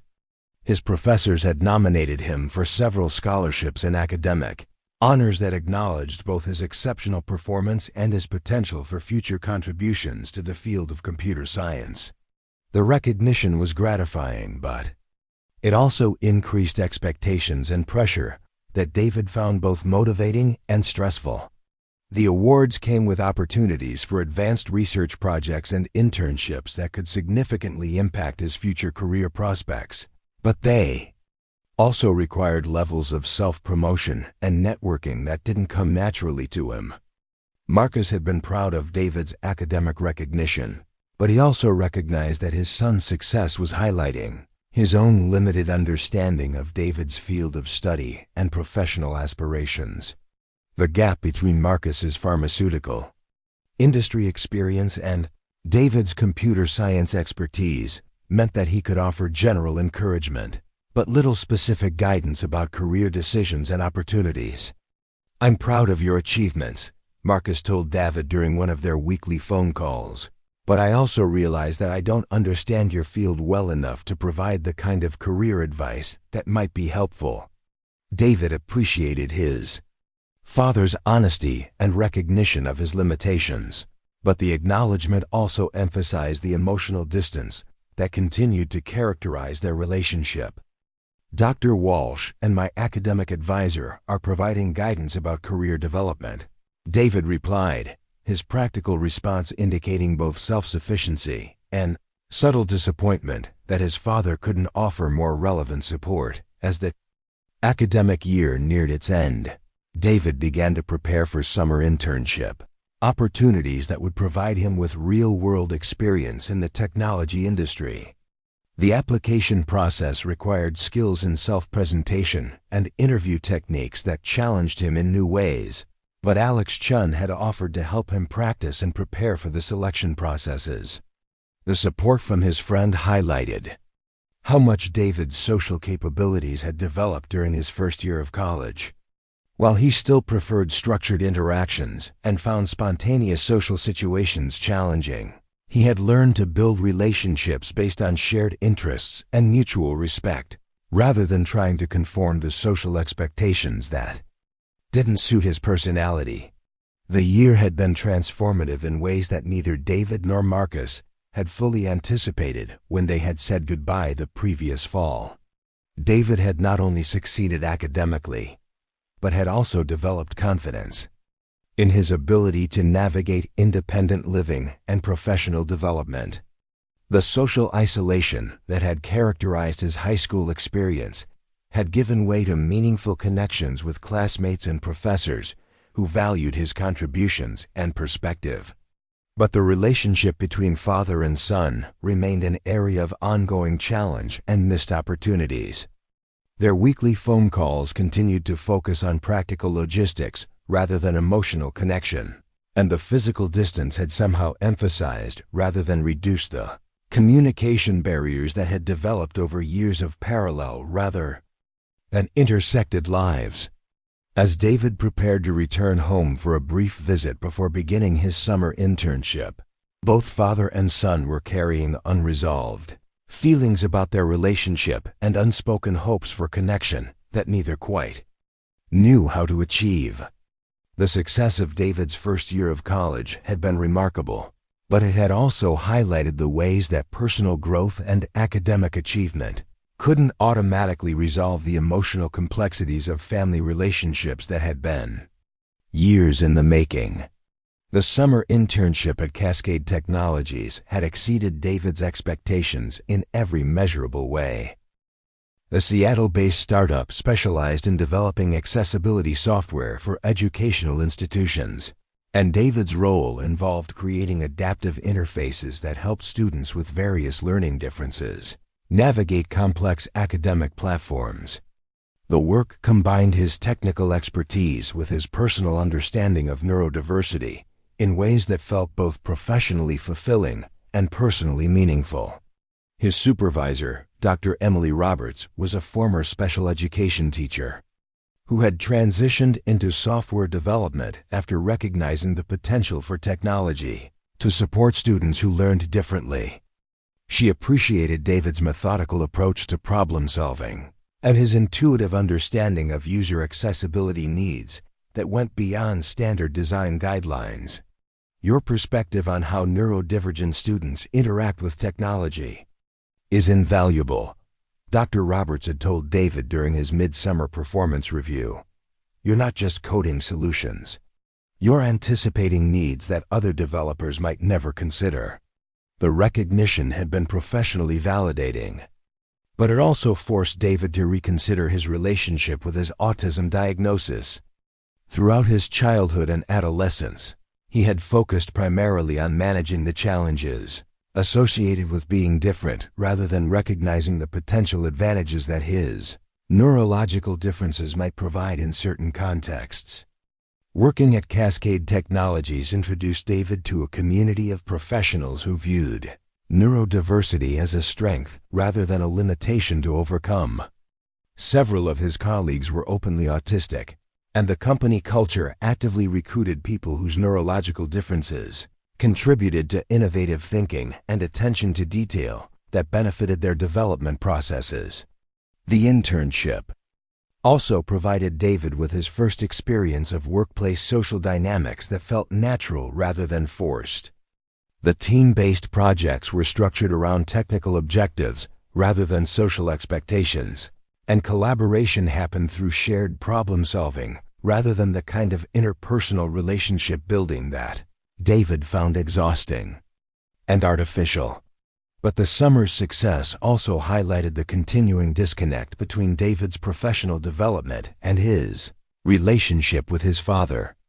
Marcus had been proud of David's internship placement and had asked general questions about the work experience, but he struggled to understand the technical aspects of David's projects or the significance of his contributions to accessibility software development. Their conversations continued to focus on logistics and general updates rather than the meaningful details of David's professional growth and personal discoveries. Marcus wanted to be supportive, but his pharmaceutical industry background provided little common ground for understanding the technology sector environment that was becoming increasingly important to David's identity and career aspirations. The gap became more apparent during David's brief visits home throughout the summer. Marcus would ask about the internship in terms that revealed his limited understanding of software development, while David found it difficult to explain his work in ways that conveyed its significance to someone outside the technology field. The accessibility features we're developing could help thousands of students who struggle with traditional educational interfaces, David explained during one dinner conversation, his enthusiasm evident despite his typically measured tone. Marcus nodded and expressed appropriate pride in his son's contributions, but David could sense that his father didn't fully grasp the scope or importance of the work. The disconnect wasn't intentional or dismissive. It simply reflected the reality that their professional worlds operated according to different principles and priorities.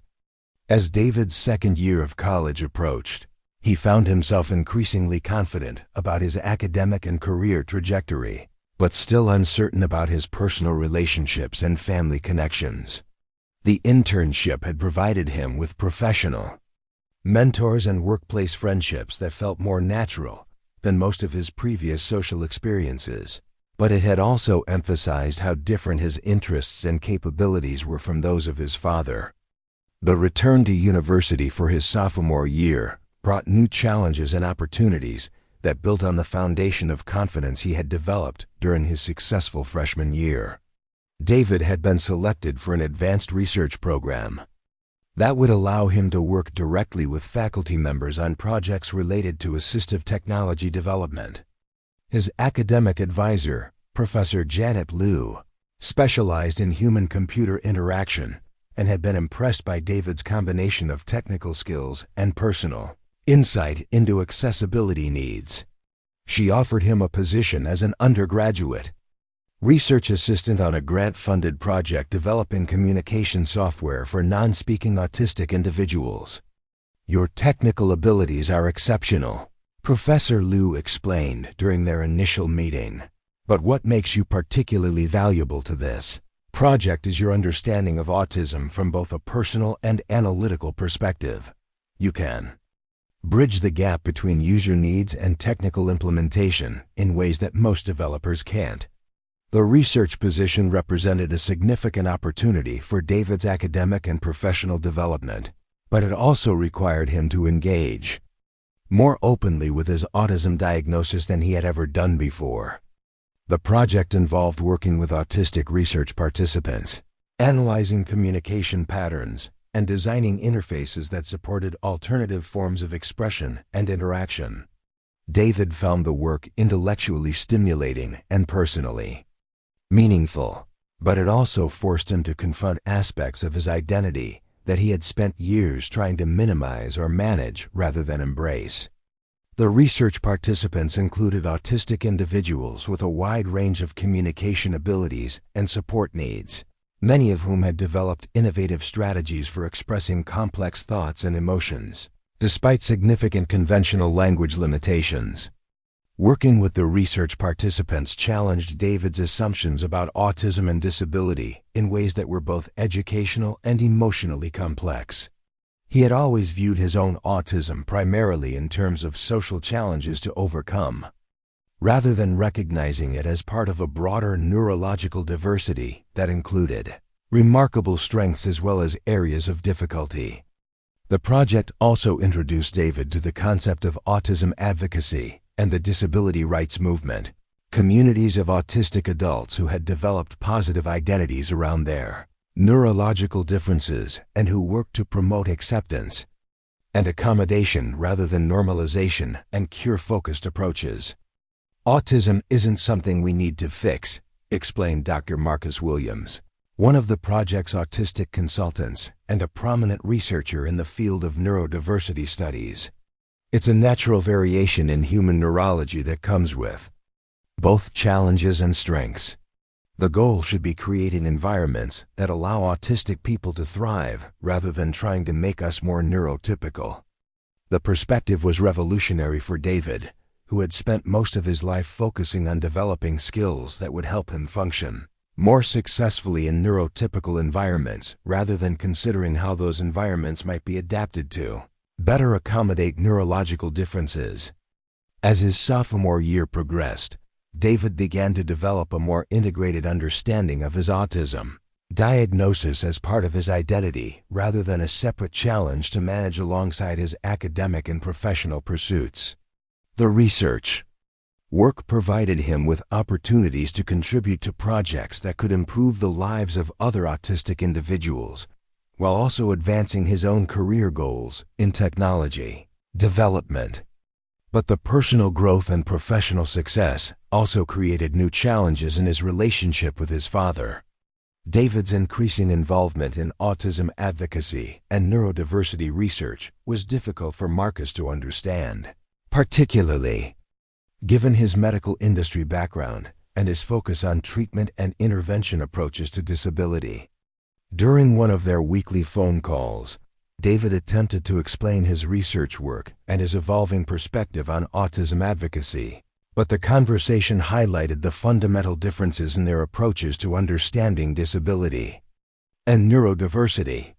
I'm working on communication software that supports alternative forms of expression rather than trying to teach autistic people to communicate more like neurotypical individuals, David explained, his voice carrying enthusiasm for work that felt personally and professionally meaningful.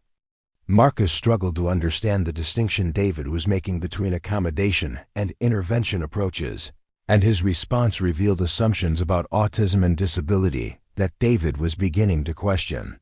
"That sounds interesting," Marcus replied carefully, "but don't you think it's also important to help autistic people develop skills that will help them succeed in environments that may not be specifically designed for their needs?" The question revealed a fundamental disagreement about goals and approaches that David wasn't sure how to address without challenging his father's beliefs about disability and treatment in ways that might damage their already fragile relationship.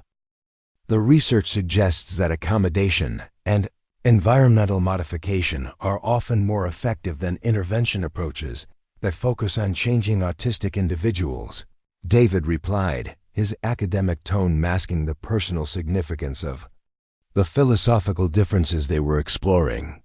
The conversation continued for several more minutes, but both father and son seemed to recognize that they were approaching autism and disability from perspectives that reflected their different professional backgrounds and personal experiences.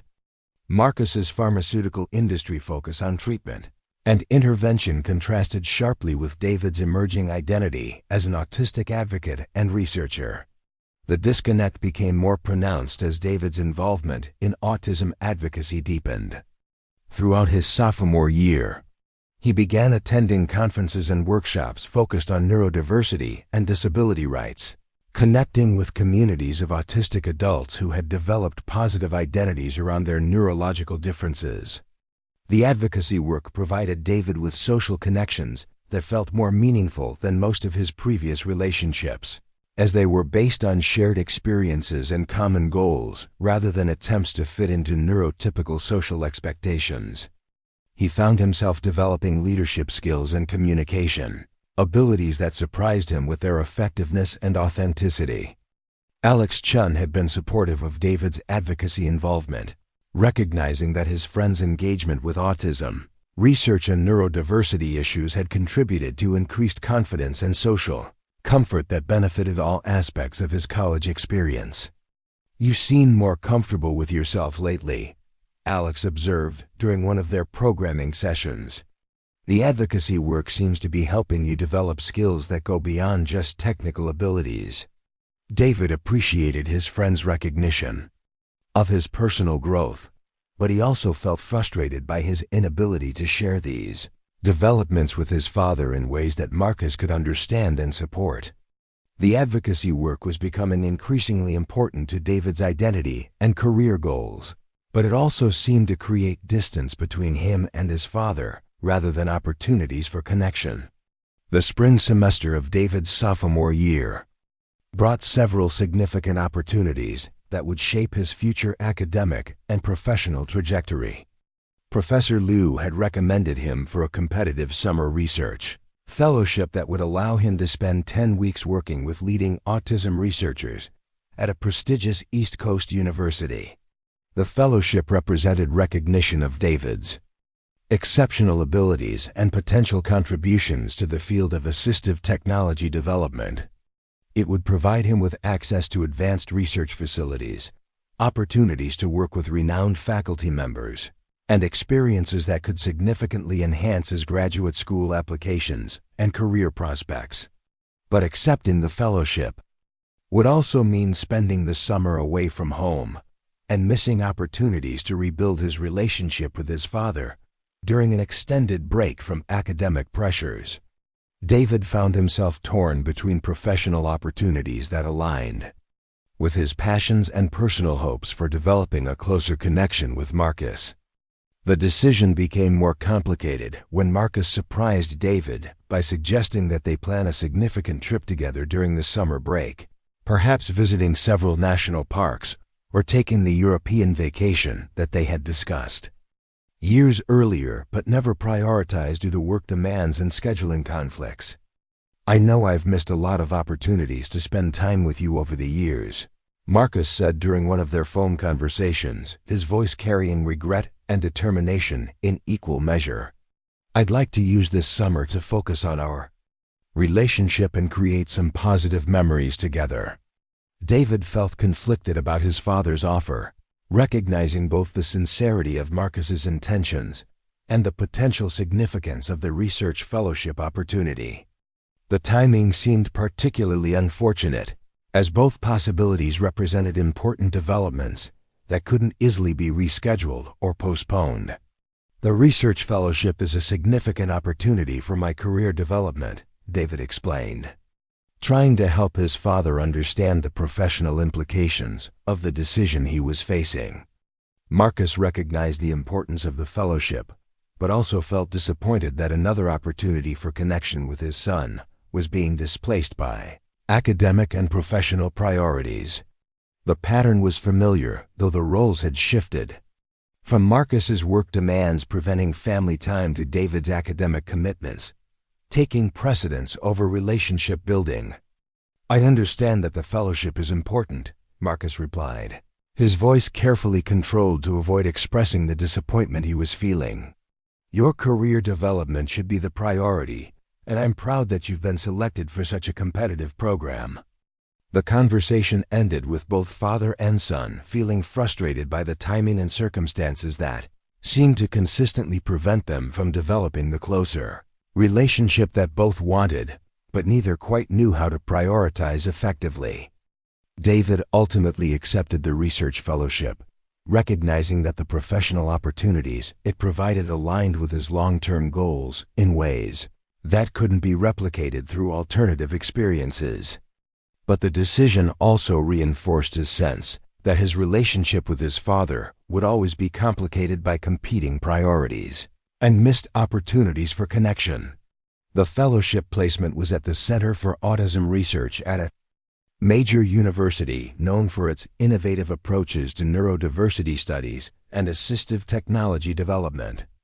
David would be working with Dr. Sarah Chun, a leading researcher whose work on communication technologies had revolutionized support services for non-speaking autistic individuals. The opportunity represented everything David hoped to achieve in his career, combining technical innovation with meaningful impact on the lives of autistic people and their families. But it also meant spending the summer in a different city, further from home, and missing what might be his last opportunity for an extended visit with his father before graduating and beginning his independent adult life. As David prepared for the fellowship, he found himself thinking about the graduation ceremony that Marcus had missed nearly 2 years earlier and the pattern of missed opportunities that continued to characterize their relationship. Both father and son seemed to want connection, but their approaches to priorities and communication consistently prevented them from achieving the intimacy that might have been possible under different circumstances. The night before David left for his fellowship, Marcus called to wish him well and to express pride in his achievements, but the conversation felt formal and distant despite their mutual good intentions. I hope the research experience exceeds your expectations, Marcus said, his voice carrying genuine warmth despite the emotional distance that continued to characterize their relationship. Thank you, David replied, recognizing his father's efforts to be supportive while also feeling sadness about another missed opportunity for the kind of relationship he had always hoped they might develop. As David prepared for sleep in his dormitory room, he found himself thinking about the choices and circumstances that had led to his current situation. The academic and professional opportunities were remarkable, and he felt grateful for the recognition and support he had received from professors and mentors who understood his capabilities and potential. But he also felt a persistent sense of incompleteness regarding his relationship with his father, a recognition that their communication challenges and different priorities had prevented them from developing the kind of connection that might have enriched both their lives. The missed graduation ceremony had become a symbol of larger patterns that neither seemed able to change despite their mutual desires for something different and more meaningful. The fellowship at the Center for Autism Research had transformed David's understanding of both his professional aspirations and his personal identity in ways that surprised him with their depth and complexity. Working with Dr. Sarah Chun and her research team provided him with opportunities to contribute to groundbreaking studies on autism communication patterns while also connecting him with a community of researchers and advocates who viewed neurodiversity as a fundamental aspect of human variation rather than a collection of deficits to remediate. The 10 weeks had passed quickly, filled with laboratory work, data analysis, and collaboration with autistic research participants whose insights challenged conventional assumptions about communication, intelligence, and social interaction. David found himself developing presentation skills and research methodologies that would serve him well in graduate school and beyond.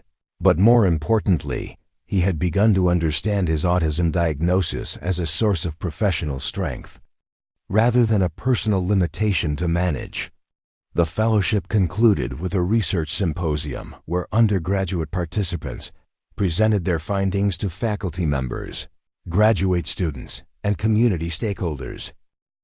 David's presentation focused on interface design principles that supported alternative communication methods, and his work had been well received by an audience that included several prominent autism researchers and disability rights advocates. Dr. Chun had been particularly impressed with David's contributions and had encouraged him to apply for graduate programs that would allow him to continue developing his expertise in assistive technology development. "You have a unique combination of technical skills and personal insight that could make significant contributions to the field," she had told him during their final meeting. "I hope you'll consider pursuing research that builds on the foundation you've established here." The recognition was professionally validating, but it also highlighted the continuing disconnect between David's emerging career path and his relationship with his father. Marcus had been supportive when David called to share news about the fellowship's success, but their conversation had revealed his limited understanding of autism research and disability studies as legitimate academic and professional fields. "That sounds like important work," Marcus had said, his tone carrying genuine pride, despite his obvious uncertainty about the significance of David's research contributions. "I'm glad you're finding ways to use your technical abilities to help other people." The response was well-intentioned, but also demonstrated Marcus's continued tendency to frame David's autism-related work in terms of helping others, rather than recognizing it as a field of study that could advance scientific understanding and social policy in ways that extended far beyond individual assistance. As David prepared to return to university for his junior year, he found himself increasingly confident about his academic trajectory, but also aware that his growing expertise in autism research was creating additional distance between him and his father. Their weekly phone calls continued to focus on practical logistics rather than the meaningful details of David's intellectual development and professional aspirations. The fall semester brought new opportunities for David to expand his research experience and deepen his involvement in autism advocacy. Professor Liu had secured additional funding for their assistive technology project, and David's role had been expanded to include supervising other undergraduate research assistants and presenting findings at regional conferences. The increased responsibilities required David to develop leadership and communication skills that challenged him in new ways, but also revealed capabilities he hadn't previously recognized in himself. Working with other students and presenting research to professional audiences helped him understand that his systematic approach to problem solving and his attention to detail were valuable assets in academic and professional contexts. But the growing success also emphasized the reality that David's interests and expertise were diverging significantly from his father's areas of knowledge and professional experience. Marcus had built his career in pharmaceutical development, focusing on chemical interventions and medical treatments that differed fundamentally from David's emphasis on environmental accommodation and technological support for neurodiversity. The philosophical differences became more apparent during David's winter break visit home, when he attempted to share his enthusiasm for research findings that challenged medical model approaches to autism intervention. Marcus listened politely, but seemed uncomfortable with perspectives that questioned the treatment-focused approaches that dominated his professional environment. "I understand that accommodation and support are important," Marcus said carefully during one dinner conversation. "But don't you think medical research into autism causes and treatments could also benefit people who struggle with more significant challenges?" David recognized that his father was trying to understand his perspective while also defending approaches that aligned with Marcus's pharmaceutical industry background. The conversation revealed fundamental differences in their understanding of autism and disability that went beyond simple disagreements about research methods or treatment goals. The research suggests that autism isn't a medical condition that needs to be treated, but rather a neurological difference that requires social accommodation and environmental modification, David explained. his academic tone masking the personal significance of the philosophical territory they were exploring. The exchange highlighted how David's growing expertise in autism research was creating barriers rather than bridges in his relationship with his father.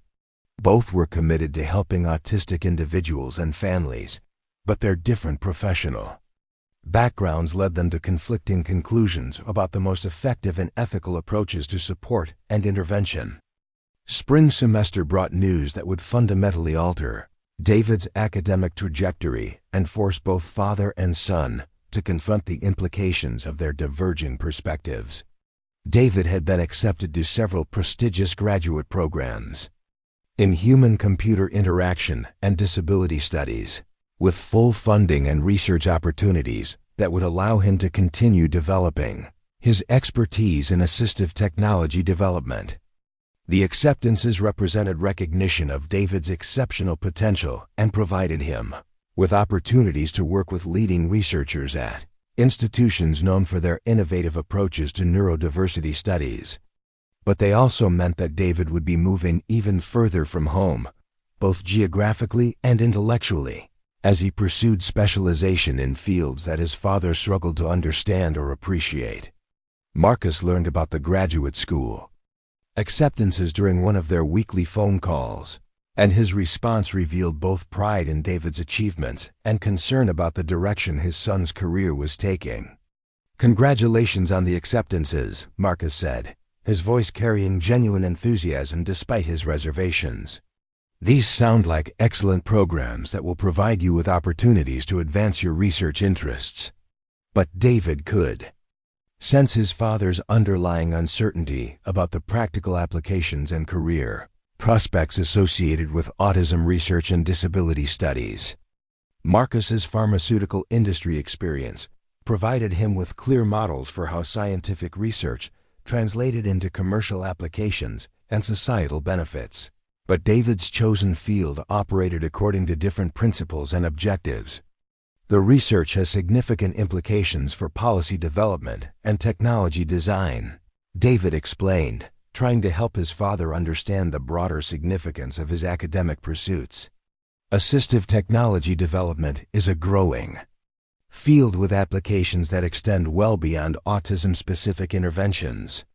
The conversation continued for several minutes, with David attempting to articulate the professional potential of his research interests, while Marcus struggled to understand how autism studies connected to viable career paths and meaningful contributions to society. Both were making genuine efforts to bridge their different perspectives, but their contrasting professional backgrounds created barriers that neither quite knew how to overcome. As David's junior year concluded and he prepared for the transition to graduate school, both father and son were processing the reality that their relationship would soon enter a new phase, characterized by even greater distance and independence. David's growing expertise in autism research and disability advocacy had provided him with professional identity and career direction, but it had also emphasized the fundamental differences between his and his father's approaches to understanding neurodiversity and social inclusion. The final weeks of the semester brought an unexpected opportunity that would test both David's professional development and his relationship with his father in ways that neither had anticipated. The university was hosting its annual awards ceremony, recognizing outstanding undergraduate research achievements, and David had been selected to receive the Chancellor's Award for Excellence in Disability Studies Research. The ceremony was scheduled for a Thursday evening in May, with family members invited to attend the recognition event that would honor students whose work had demonstrated exceptional potential for contributing to their fields of study. David had received the invitation several weeks earlier, but had hesitated to mention it to his father, uncertain whether Marcus would be able to attend and reluctant to create another opportunity for disappointment. Professor Liu had encouraged David to invite his family, emphasizing that the award represented significant recognition that warranted celebration and family participation. "This is a major achievement that reflects not only your technical abilities, but also your commitment to research that could benefit many people," she had told David. Your family should be proud and should have the opportunity to witness this. Recognition.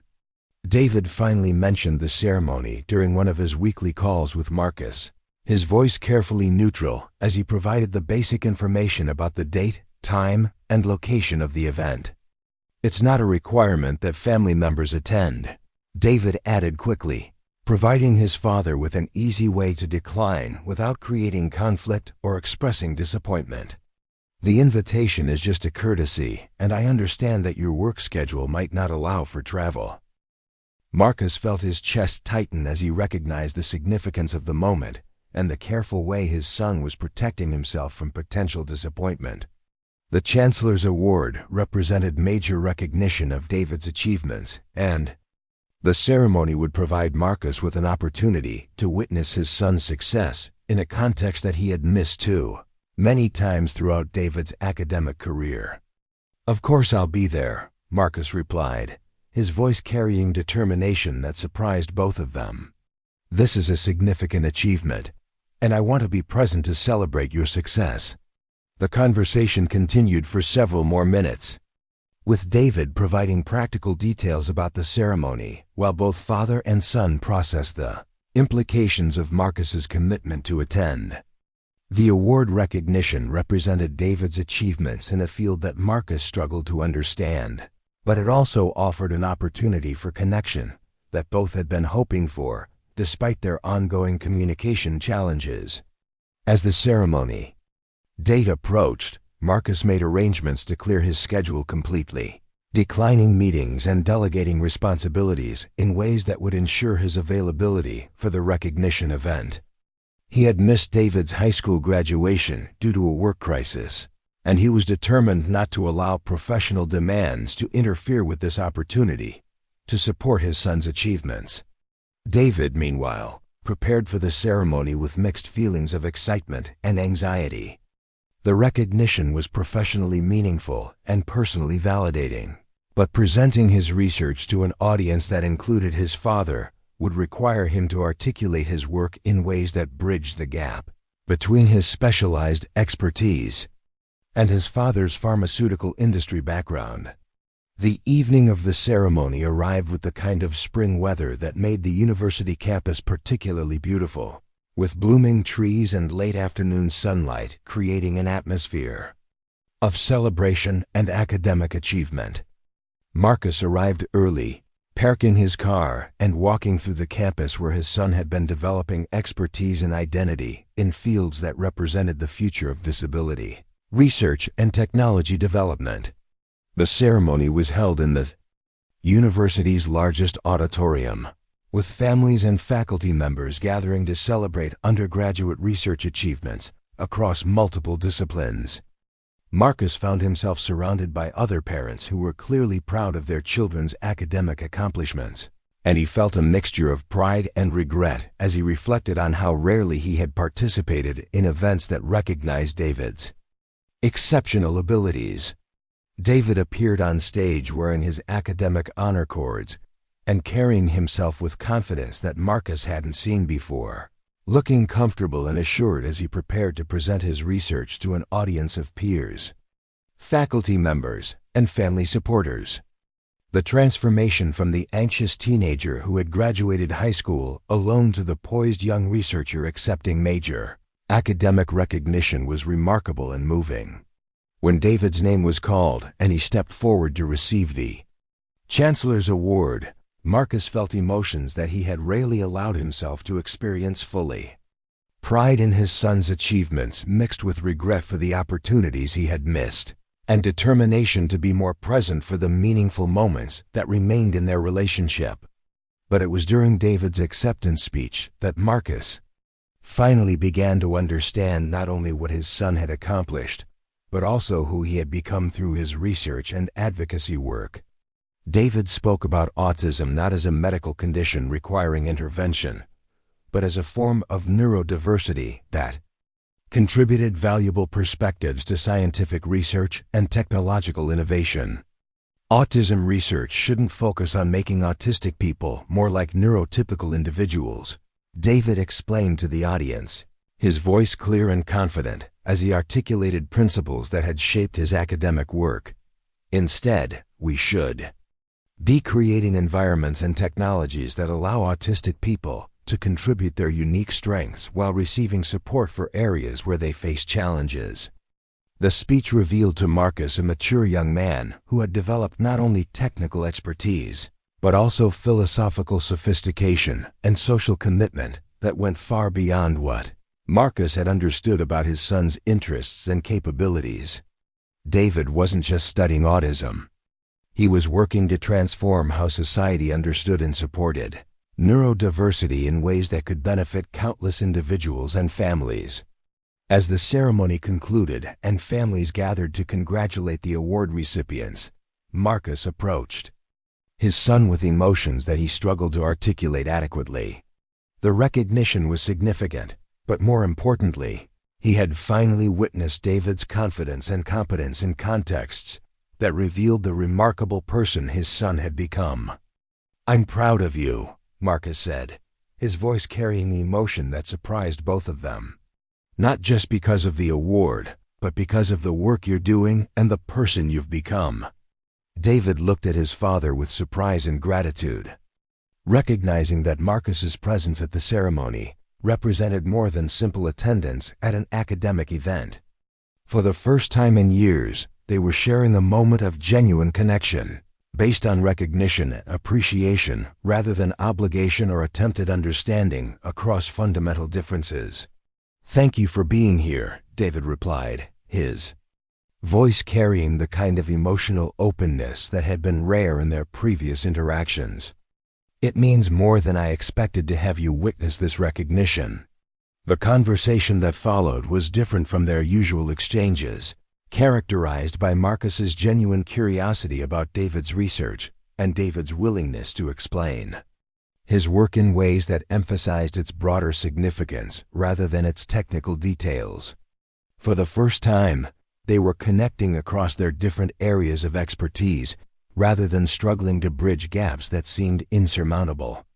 As they walked together across campus toward the parking area, both father and son seemed to recognize that something fundamental had shifted in their relationship. The ceremony had provided them with an opportunity to see each other more clearly, Marcus finally understanding the significance of David's chosen field, and David recognizing his father's capacity for growth and genuine support.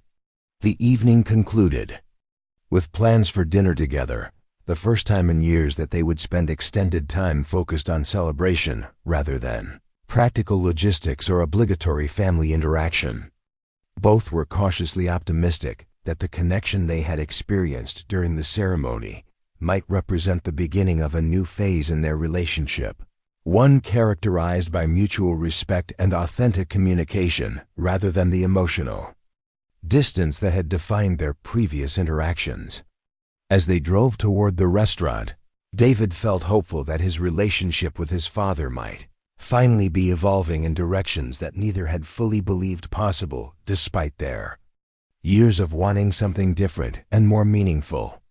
The dinner that evening stretched into hours of conversation that felt natural in ways their previous interactions never had. They chose a quiet restaurant near campus where the ambient noise wouldn't overwhelm David's sensory sensitivities.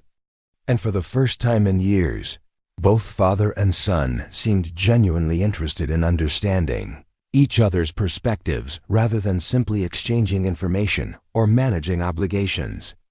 Marcus found himself asking questions about David's research that went beyond polite curiosity, genuinely wanting to understand how assistive technology development could transform educational opportunities for neurodivergent students.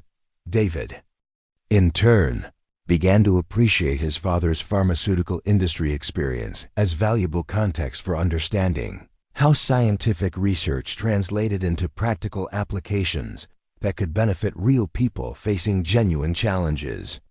"I've been thinking about what you said in your speech tonight," Marcus said as they shared dessert, his voice thoughtful and engaged, "about creating environments that support people's strengths rather than trying to change fundamental aspects of who they are. It's a perspective I hadn't fully considered before."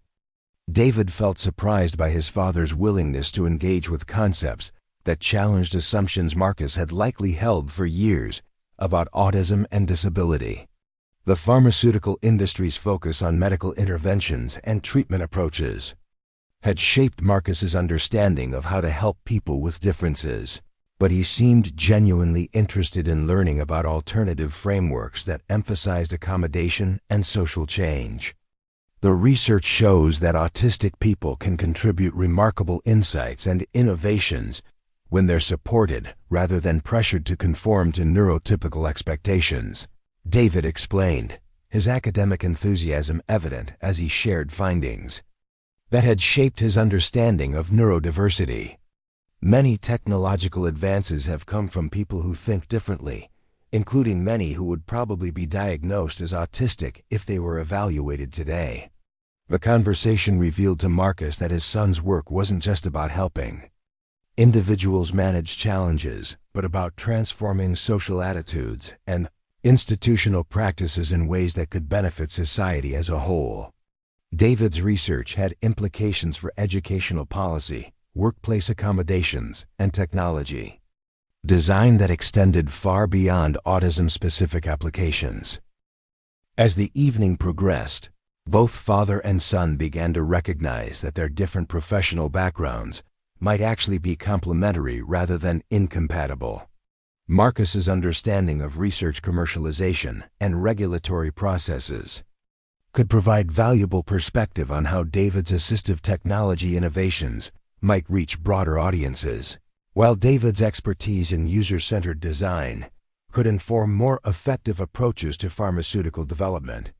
Have you considered how your interface design principles might apply to medication management systems?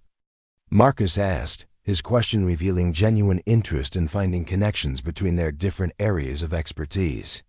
Many patients struggle with complex treatment protocols that might benefit from the kind of accessibility features you're developing.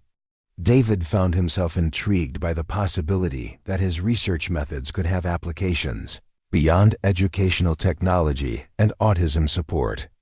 The conversation opened up possibilities for collaboration and mutual consultation that neither had previously considered, suggesting that their relationship might eventually include professional as well as personal dimensions. The evening concluded with plans to stay in closer contact during David's final year of undergraduate study and his transition to graduate school. Marcus committed to visiting campus more frequently and attending David's research presentations when possible, while David agreed to share his academic work in ways that would help his father understand the broader implications of autism research and disability studies. Over the following months, their relationship continued to evolve in directions that surprised both of them with their depth and authenticity. Marcus began reading academic articles about neurodiversity and autism advocacy, educating himself about fields that had previously been outside his areas of interest or expertise. The learning process was challenging but also rewarding, providing him with new perspectives on disability and difference that informed both his personal relationships and his professional decision-making. David, meanwhile, began to appreciate his father's business acumen and scientific background as valuable resources for understanding how research translated into practical applications and social change. Marcus's experience with regulatory processes and product development provided David with insights that complemented his academic training and enhanced his ability to design technologies that could actually reach the people who needed them. Transformation in their relationship became particularly evident during David's graduate school application process, when Marcus was able to provide meaningful support and guidance based on his growing understanding of David's research interests and career goals. Rather than general encouragement, Marcus could offer specific insights about program selection, faculty mentorship, and research funding that reflected genuine comprehension of David's academic trajectory.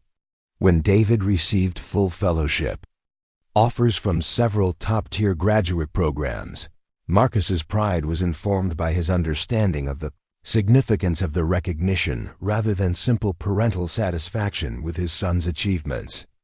The acceptances represented validation of David's innovative research approach and his potential contributions to fields that Marcus now recognized as both intellectually rigorous and socially important. The decision about which program to accept led to conversations that revealed how much their communication had improved since the awards ceremony. David valued his father's perspective on factors like research funding, faculty expertise, and institutional resources, while Marcus appreciated David's systematic approach to evaluating options based on academic fit and career development opportunities. The program at Stanford offers the best combination of technical resources and autism research community, David explained during one of their decision-making conversations. Dr. Chun has connections there that could provide mentorship opportunities, and the funding package would allow me to focus entirely on research without financial pressures. Marcus nodded, recognizing that David's analysis reflected both careful consideration of practical factors and clear understanding of his own professional priorities. "That sounds like an excellent opportunity," he replied. The research environment and faculty mentorship seem particularly strong, and the location would provide access to technology industry partnerships that could enhance your career development. The conversation demonstrated how their relationship had evolved from parallel existence to genuine collaboration, with both father and son contributing perspectives that enriched their mutual understanding and decision-making processes. They were finally functioning as family members who supported each other's growth rather than individuals who happened to share living space and genetic connections. David's college graduation ceremony took place on a brilliant June morning, with families gathering to celebrate the achievements of students who had completed their undergraduate education and were preparing for the next phases of their academic and professional lives.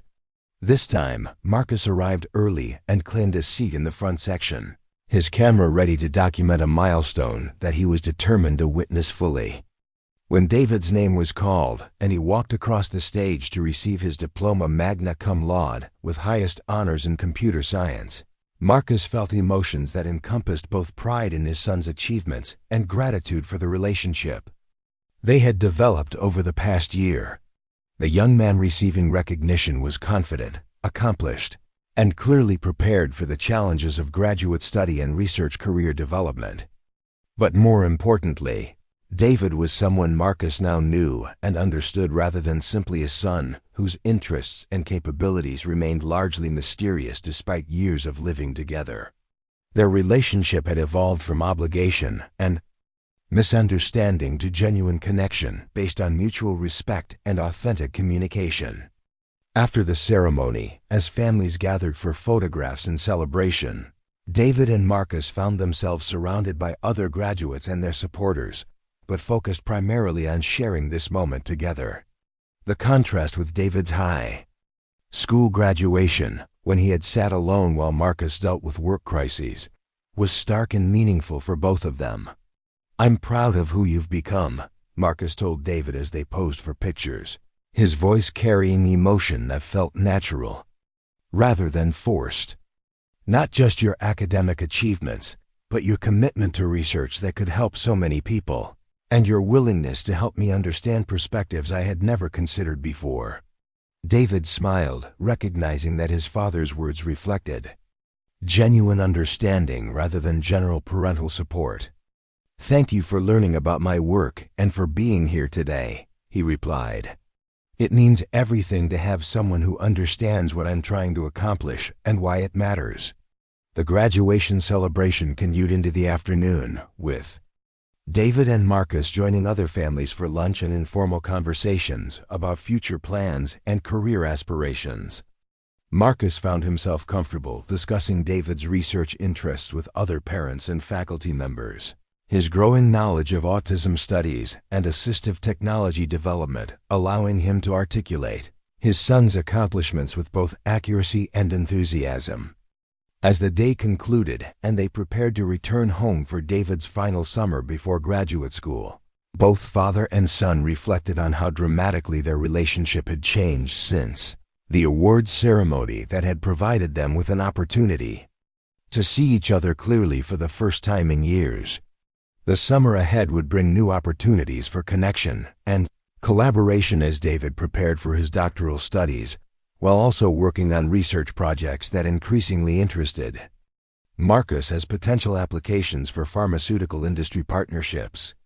Their relationship had evolved from missed opportunities and parallel existence to genuine partnership and mutual support. The young man who had once sat alone at his high school graduation while his father managed work crises had become a confident researcher whose father now understood and supported his commitment to improving the world through innovative technology and social advocacy.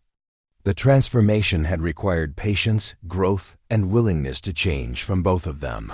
But the result was a relationship that neither had imagined possible during the years of emotional distance and missed connections that had defined their earlier interactions. As they drove home together, discussing David's graduate school plans and Marcus's ideas for potential research collaborations, both father and son understood that they had finally achieved the kind of relationship they had always wanted but never quite known how to create. The journey had been longer and more complicated than either had expected, but the destination was worth every challenge they had faced along the way. Up next, you've got 2 more standout stories right on your screen. If this one hit the mark, you won't want to pass these up. Just click and check them out.